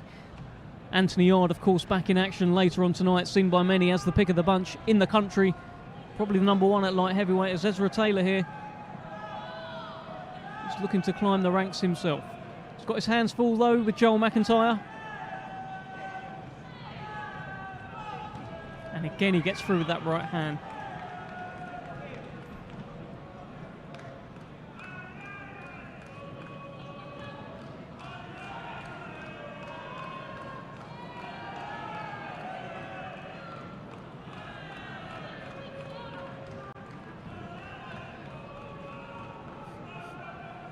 They're both still throwing within the clinch. I don't know if the referee will bring them apart because they are throwing punches. Yeah, he does bring them apart.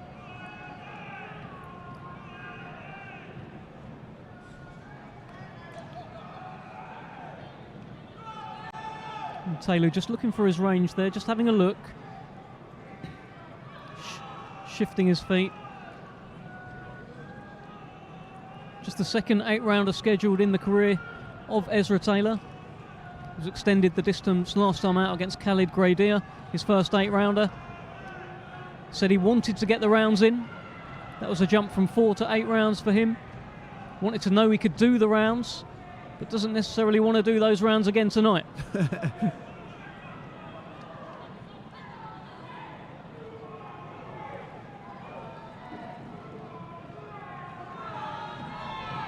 How are you seeing this fight so far, Denzel? We're a minute left in the third round. I mean, Ezra Taylor's just picking his shots every now and then. McIntyre manages to sneak a little, you know, a cheeky shot in here and there, but nothing that's bothering Taylor. Taylor's landing more shots, he's throwing more punches. He's better with his jab, whether he's just putting out, just touching it out there, or he's actually, you know, putting in a real jab. I mean, he's landing it pretty much at will, but I think there's a few more shots that Ezra can get in there. But maybe McIntyre's a little bit more tricky than it seems on the eye from the outside. But I think there's a nice right hand there from Ezra. But I think Ezra's, you know, taking this fight. That was a nice left hook there. Lovely little left hook from Ezra Taylor. 20 seconds to go in the third. That Ezra just relaxed. He has taken his time. He's creeping in slowly. He's you know, he's landing a better shots. Again, just a whisker away with that uppercut, yeah, Denzel. If he does land that, I think it will hurt McIntyre. I'm just looking at Joel McIntyre as well. I mean, he looks absolutely fine. I think he sort of half snarled there at Ezra Taylor. I don't know if you watched the weigh-in yesterday. It was a very interesting weigh-in. Normally when you face off, you go face to face. McIntyre actually stood off to an angle and sort of faced half behind Ezra Taylor, and he started gesturing to the officials. It's because I don't want him to push me. I was just going to say that, yeah. What an amusing weigh-in. No, it's true. I mean, that a lot of people are, you know, pushing their opponents nowadays in weigh-ins. You just thought, let me stand at an angle, so that push won't be as effective, and I can counter back if I need to. So yeah, that's quite a smart move from McIntyre. I thought it was very clever actually. Yeah. I don't know if Ezra was in the mood to be pushing anyone. And then what he did at the end of that was he gave him just a little jab in the stomach, Joel McIntyre, and then walked off. Oh, probably to see if it was a little bit fleshy. Just a little something. Probably felt rock solid there, and he thought, all right, I won't go there. I won't go there tomorrow. Well, Ezra Taylor then posted on his social media, "You got the first shot. I'll get my shots tonight." No. Just a little time out here. Just waiting for people to leave the ring. Fourth round here, 4 of 8. Ezra Taylor and Joel McIntyre. Lovely little body shot snuck in there from the cannon. Nottingham man, 29 years old. Started off at the Bilborough Boxing Club alongside Echo Essuman, British welterweight champion. Bit of a resurgence in Nottingham boxing coming up. This man very much a part of that.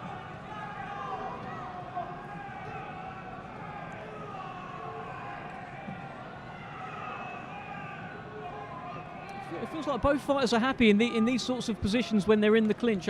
Yeah, both seem unbothered, you know, being that close in the clinch. They're both throwing punches.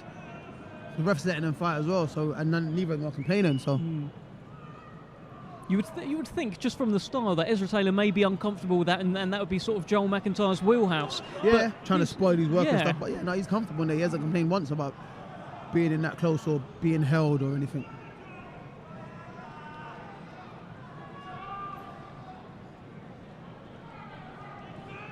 Good jab there from Ezra. Double jab.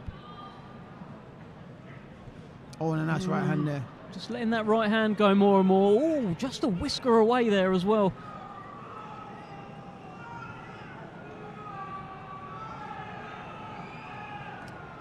Just gets a tad messy at times. The referee brings them apart.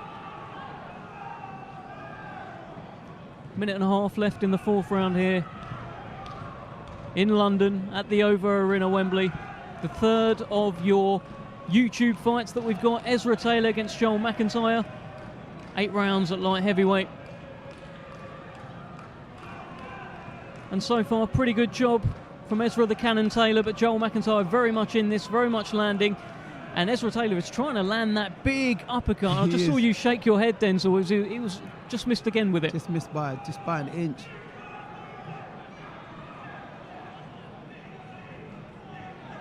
Winging away on the inside there, Joel McIntyre.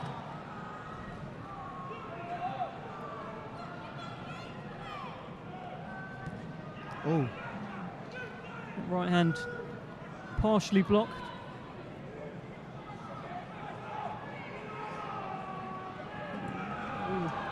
And Big right hand from Joel McIntyre to get himself out of the corner.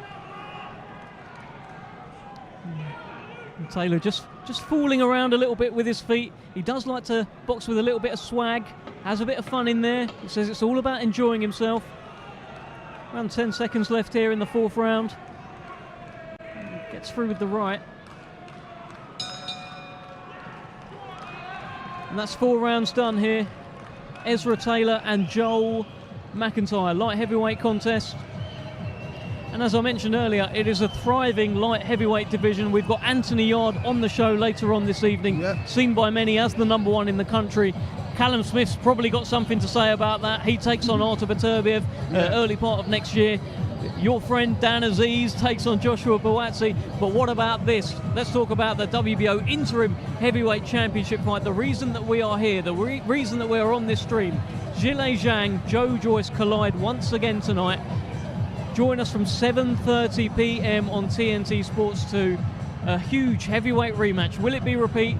Will it be revenge? That is the question on everyone's lips. Over 40 stone of heavyweight will be in the ring. I'm looking at the ring now. I would imagine that has been reinforced over and over again. But I'll tell you why. The referee is Steve Gray. He's a lump as well. He is. I mean, you're going to need quite a big referee for, to pull these guys apart when they're probably just holding on for too long. Yeah. Just hope the ring doesn't collapse. Let's hope they got some people underneath just holding the canvas up. Let's hope so. That'll probably be me later on, to be fair. Let's see how we get on. Ezra Taylor landing a couple of jabs there, just perhaps lost his footing.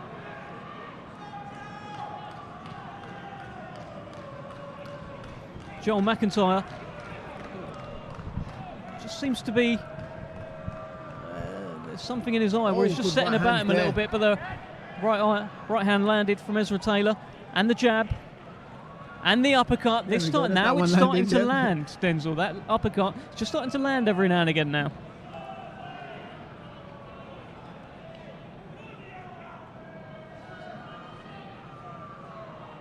There's that jab again. I think his jab worked from the first round. His jab's been good. It's been effective. He's a good, clean boxer. He is. At times.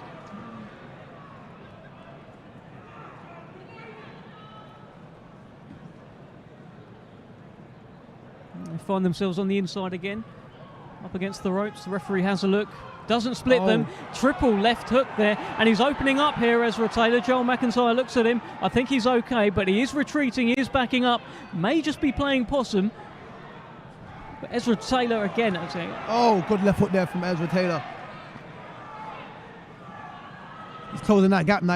He's starting to land those big shots. The shots that he wasn't landing with a couple of rounds ago are now beginning to land.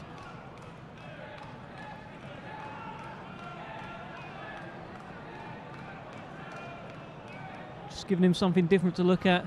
Moving around with the feet. Had to take a left there though.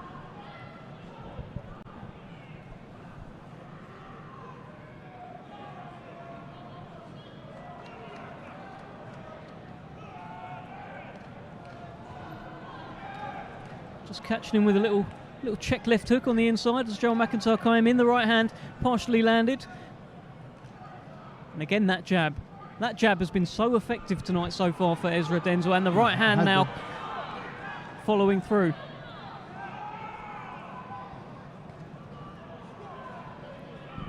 McIntyre having some success of his own, just backing Ezra Taylor up there.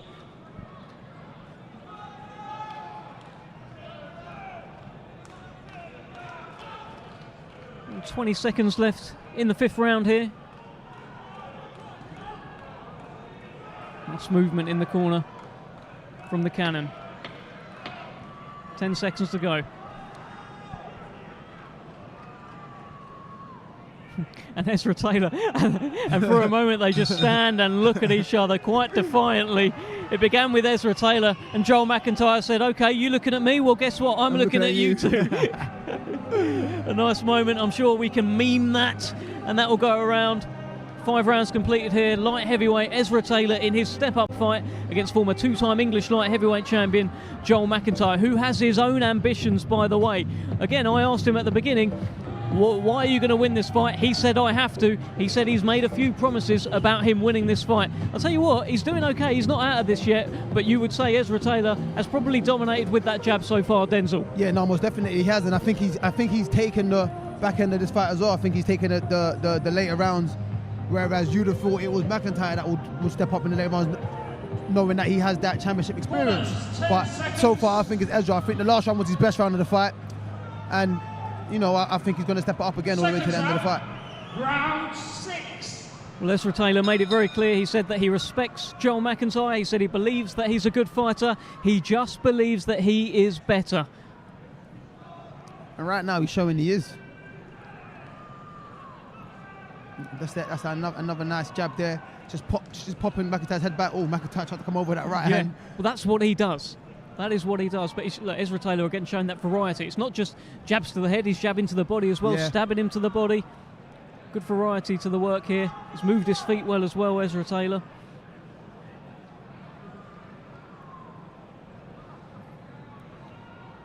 But as always needs to be careful. Joel McIntyre has those counters. He has that power. He's upset fighters before.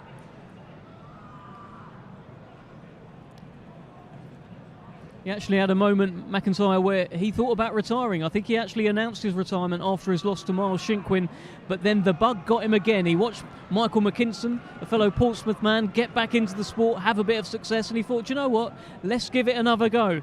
And here he is giving it a go against Ezra Taylor. In the undercard of Zhilei, Zhang and Joyce. And Taylor just having a look at him.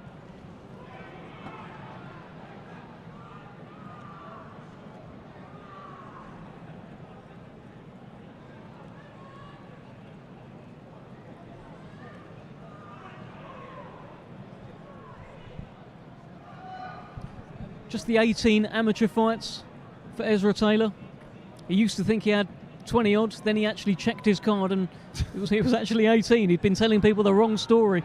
But good right hand there. I don't know if he just lost his foot in there, Joel McIntyre. He just kind of walked into that right hand. I think this is where Ezra Taylor should have been piling under pressure a bit, just from that reaction alone from McIntyre. Well, he looked uncomfortable. Yeah. I don't know if he lost his footing or if something really landed, but something just landed there from Joel McIntyre, and now they're opening up and trading right hands. Big right hand from Ezra Taylor, who is starting to find a home for that. That left hook has been landing all night too. Well, McIntyre calls himself El Toro, which translates to the bull. But who is the bull? Who is the matador tonight? There's a big left hand in there. Ezra Taylor seemed to shrug it off. Yeah, you can trade the left hands there. Yeah.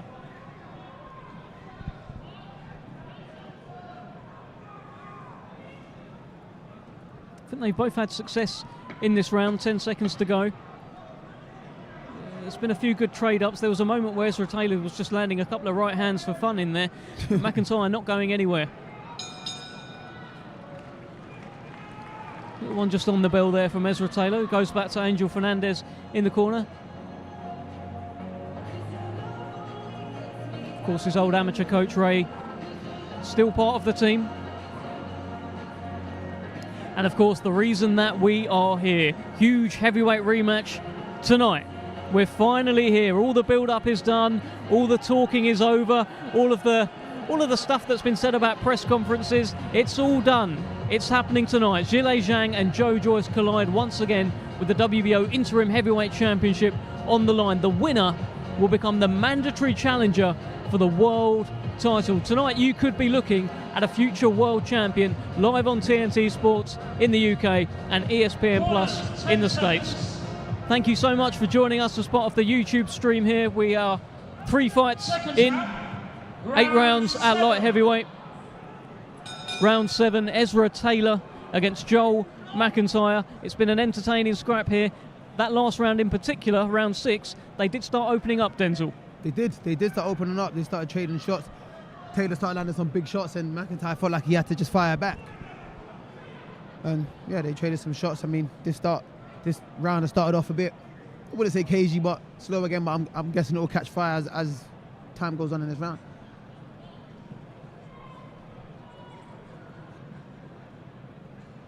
Still, that jab seems to be the key to all of it. Yeah, Ezra most Taylor. definitely. I said that from the beginning. I think he's got a very good jab.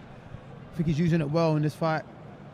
And he doesn't really need to use anything else. The jab is so good, but it'll be nice to see a variety of shots. And we have seen a variety of shots, but some of them are missed by a whisker. Some of them have landed clean. And he's just taking his time. He's being patient. He hasn't really... He hasn't come out of second gear. Yeah. Well, Ezra Taylor says he is obsessed with this sport, says obsession beats talent. This is a man very much living and breathing this, and getting his chance to shine now on the big stage, taking on quite the challenge so early on in his career.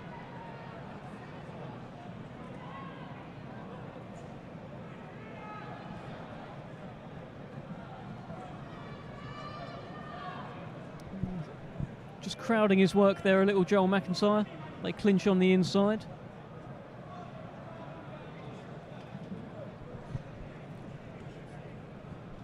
On BoxRec, as much as that means, on BoxRec, McIntyre is actually rated 122 places above Ezra Taylor.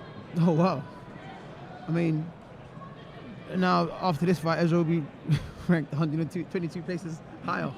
Well, you just, now. to be fair, you just never know with the algorithm, to be honest, on BoxRec. I do see some strange things on there from time to time. They're never normally too far off. And again, that jab.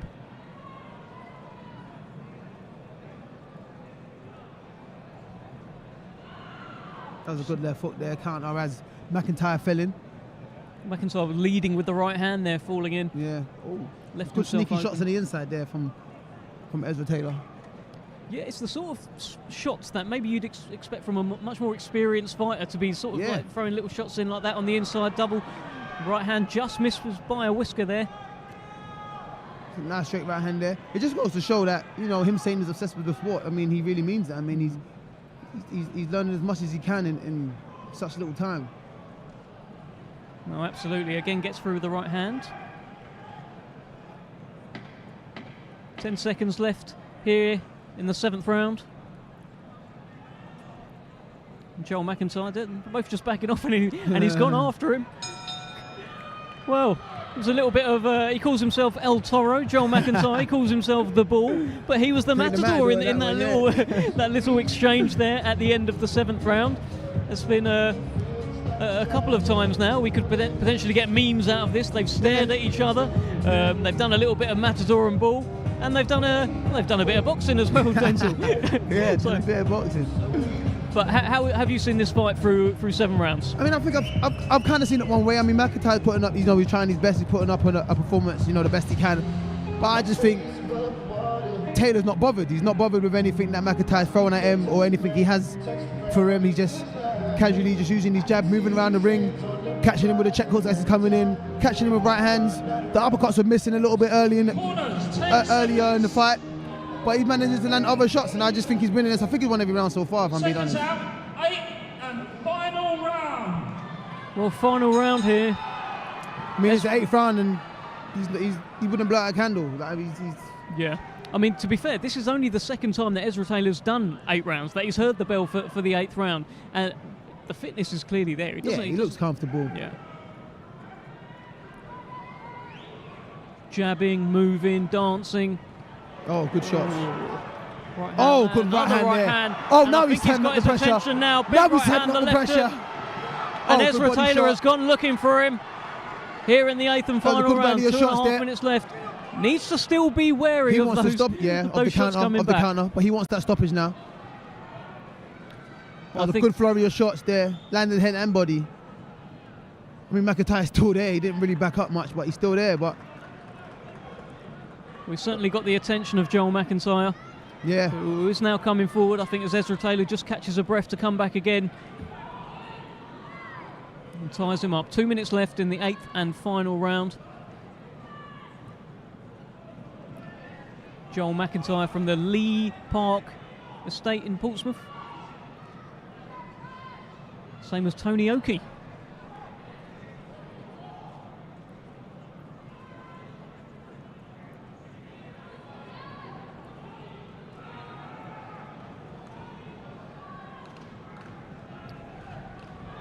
just again lands that right. McIntyre just shrugs him off on the inside. Just under a minute and a half left here in the final round. You feel at this point, Joel McIntyre is probably going to need a knockout to win here. Almost definitely. Oh, good jab there from Ezra. Wonderful jab, really stopped him in his tracks. Oh, goodness lovely me, left, big left hook. hand there. You threw a little left uppercut and then come back with a left hook. Good shots. Minute to go in the 8th round. Ezra Taylor on course for the biggest win of his career. Slips that jab. The left hook. Oh. It's the 8th round. You think he'd be tired. He's getting into his rhythm. Yeah, he needs another 2 rounds. I think so. I think when they next step him up to 10 rounds, to then 12 rounds, I think he'll be absolutely fine. 30 seconds left. Probably start seeing the better part of him as the rounds go on.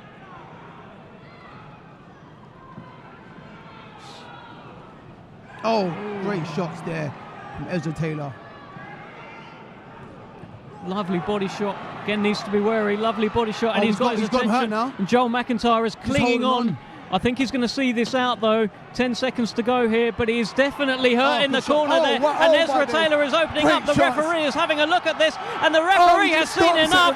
And Ezra Taylor, with just seconds to go, has stopped Joel McIntyre. What a statement from the Cannon. He said that he could stop this man. He has stopped this man. He has been telling the world that he is next in line. Well, with a statement like that, he may well be Denzel Bentley. Yeah, he may well be. He did leave that literally right to the last second, but he done it. He switched up the pace in that last round, and I think that's what got him that stoppage. That was the most effective part of that fight, him switching that pace. If he'd done that earlier, he could have done it earlier, but he got it done at the right time and he got him out of there. That was a good performance. He got 8 rounds in and a stoppage. Can't complain. Well, we got the stoppage. Will we get a stoppage later on tonight, live on TNT Sports? Zhilei, Zhang and Joyce run it back. They do it all over again. There was indeed a stoppage last time. It didn't go the way the boxing world thought it would. Zhilei Zhang stopped Joyce. Will Joyce tonight stop Zhilei Zhang? Who knows? Well, let me just ask you on the spot. What do you reckon, Denzel? I don't know, man, but it'll be exciting to see. That's all I know. It certainly will be. And that fight, especially the last 10 seconds or so, was very exciting to see. Ezra the Cannon Taylor improves now and gets the best win of his career right here on a great stage. Yeah. Now 7-0 with 5 knockouts. Bumping fist with Andy Ayling there at ringside. And he went after him in that last round. As soon as he knew it was the final round, he did start opening up from the beginning, and then he opened up certainly at the end. Here's Thomas Triber. Ladies and gentlemen, here is the official time. 2 minutes 59 seconds of round number 8. Our referee in charge, John Latham, stops the contest. Therefore, your winner by way of technical knockout and still undefeated, Ezra the Cannon Taylor. Well, you heard it there, Denzel. 2 minutes 59 seconds of the very last round of the fight. If it had gone a second later, he would have been all right, Joel McIntyre. Yeah, he would have been all right. He would have been all right, but a second too late. Literally 1 second before the bell, Ezra Taylor gets the job done, and a statement win from him. What did you think tonight of the performance of Ezra Taylor? It feels like to me he warmed into the fight. He was landing plenty of jabs, and ultimately he got the stoppage, Denzel. Yeah, I mean, you can't complain with that. He got 8 rounds in, and he got the stoppage. I mean, everyone wants rounds as an up-and-coming fighter, as a prospect, and he got that tonight. I mean, he took his time, he was patient, he was great off the jab. The little left hooks coming in off of the jab, little check hooks coming in as McIntyre fell in, started landing right hands. Early he was missing by a little bit, but he started closing that gap, and he started landing more and more and more as the fight went on. And in the end, he thought, okay, time to open up. Like, there's nothing else to lose here. I can't gas out, I can't nothing. The fight's done. I might as well open up, and he done that and got the stoppage. Can't complain. Well, it's also one of those, if it had gone an extra second, we'd all be talking about it was good to get the rounds in. Yeah. Now he's got the rounds in and the knockout. He's done it all. That's the perfect fight. Perfect fight. He got the rounds in, he cruised it. I thought he won every round anyway. It was easy to him, he didn't seem bothered, he didn't come out of second gear. until the last round where he decided to change the pace and get the stoppage. Well, let's speak to the man himself. The man they call the cannon, landed the cannon. Ezra Taylor, 2 minutes 59 of the last round. That's crazy. Hey, if that's not entertainment, I don't know what is, man. Hey, McIntyre, respect to him, man. Tough opponent. Got one strong head, man. I can't lie, but got the job done. A lot of things to improve on, for sure, but I thought that was a good performance, man. 7 fight, I think I may be top 10 in the UK now. You know what I'm saying? I'm ready to step up, man. I chose him. He came. I did what I needed to do, man. We were talking about how actually you got the best of both worlds. Not only did you get the rounds in, look, if it had gone a second more, we'd have been saying, oh, good to get the rounds in. You got the rounds in and the stoppage. 100%, man. It's a bit of both, man. Hey, first of all, I want to say happy birthday, Mum. That was to you.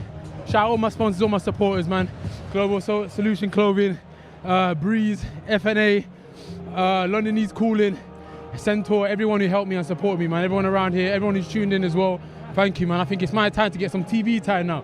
That's what I believe, but you know, I'm going to let everyone else decide that. No, I think with that performance, you definitely get some TV time. I think you boxed well. I think that jab was excellent. I think you boxed well off that jab. That jab was landing at ease. You're just flicking it, sticking it, anything you want to do, hitting it. You're going up and down with it. And when you needed to, you turn up the pressure, turn up the heat, and got him out of there. I mean, can't ask for a better performance than that. You got the rounds in and the stoppage. I think that's the perfect performance in your first real step-up fight against a two-time English champion. Yeah. It shows you're ready for championship level. You're ready for championship fights. But all you got to keep doing is what you're doing and keep improving. And you're right there, man. That's it, man. Respect for that, man. And it's a hard journey, man. You know, I'm learning. I'm a big student of the game. That was a perfect performance. I don't think I'll ever be able to deliver that, but I've got things to work on. Go back in the gym and just crack on, man. I want to be back out again, hopefully by the end of the year, and just keep cracking on, man. Like this is what I need. I need step-ups. I need experience. I feel like I'll grab that and put it all in the bag, and I'm running off with it behind my back right now, man. So I'm happy with it. Well, listen, Ezra, we're going to let you run off with it. Congratulations, career best win for you, and yeah, well done. We'll see you soon. Appreciate it, man. That's what I respect, bro. Well, there is Ezra the Cannon Taylor. A brilliant win. And let's bring in Hall of Fame boxing promoter Frank Warren.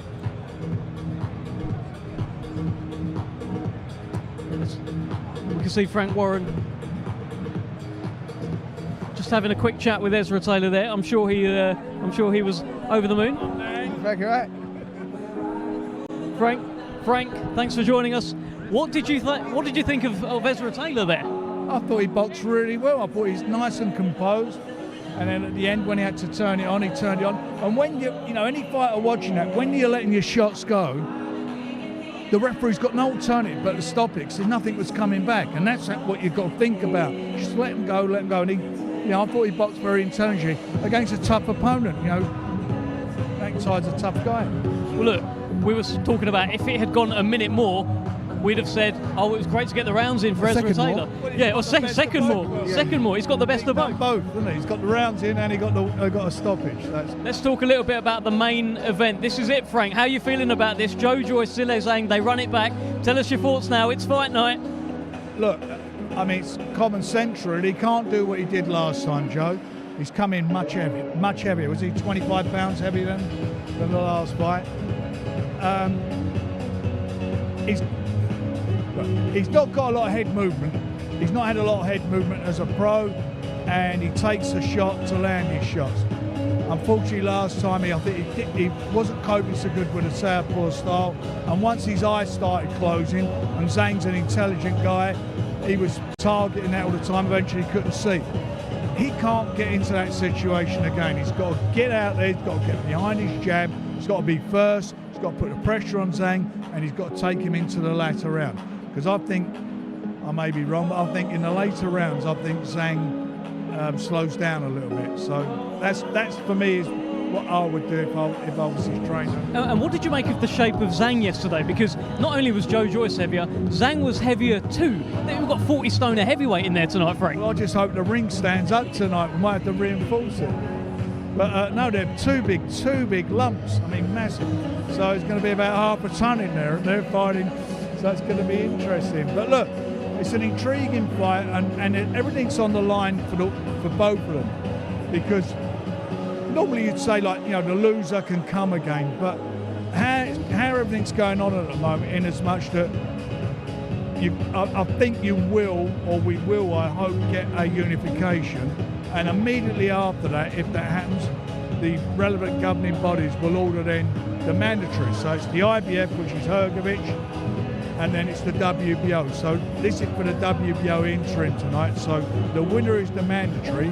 The loser can be frozen out of fighting for the title for a good 2 years, because there's going to be at least 6 months in between each fight. So you've got potential at least 3 fights before a voluntary can come on. At the age of them as well, 38 and 40, it feels like an awful long way back for the loser. That's true, but the thing about Joe, he hasn't got a lot of miles on the clock. He's only had 16 fights as a pro, so it's not like he's been a pro for a long time. Look, he's capable, Joe. I mean, I want to see the Joyce that fought against Joe Parker, because that was an excellent performance.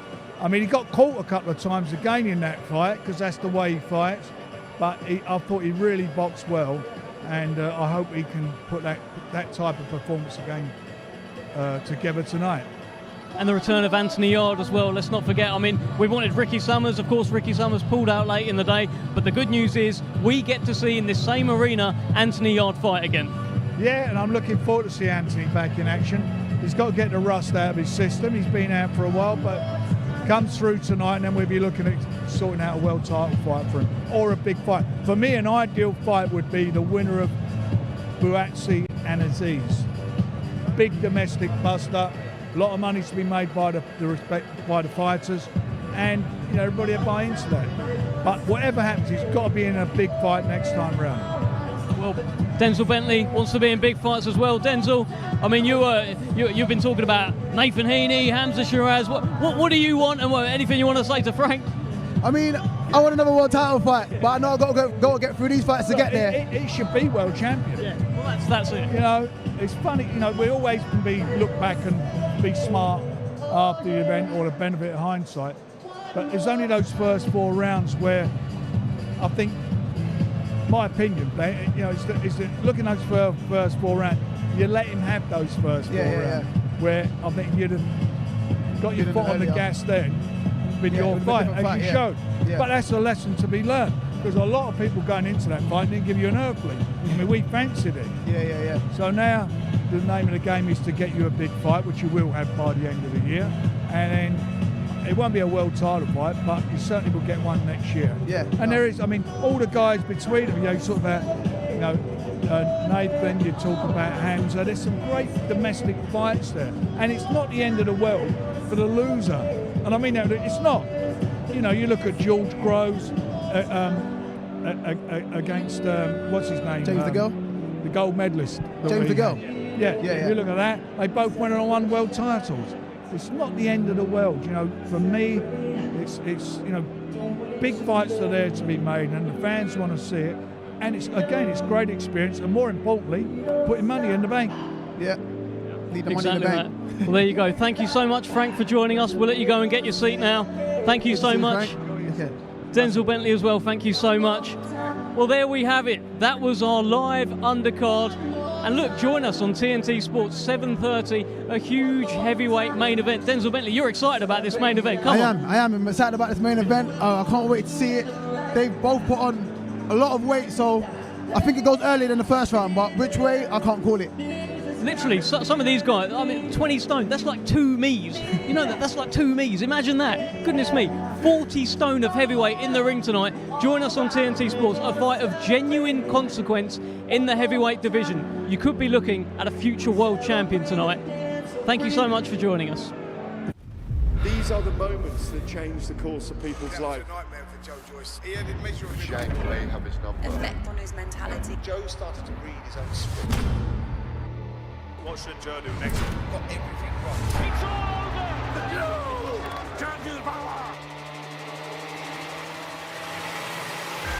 I always knew my son was gifted. Joe, the Juggernaut, Joyce!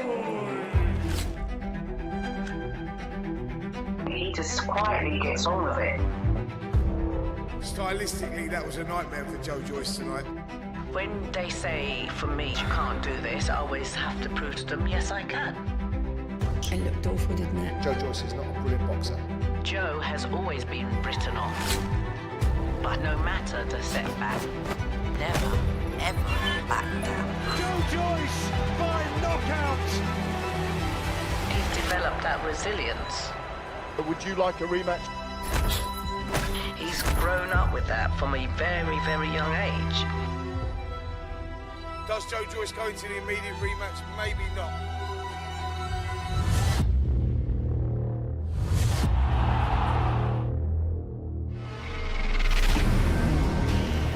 The reason he's activated it is because he thinks he can beat Zhilei. He didn't have to take the fight. The public has realised he's a man who'll take them anyone. You know what? This kid has the ability to win a world title. His career is on the line.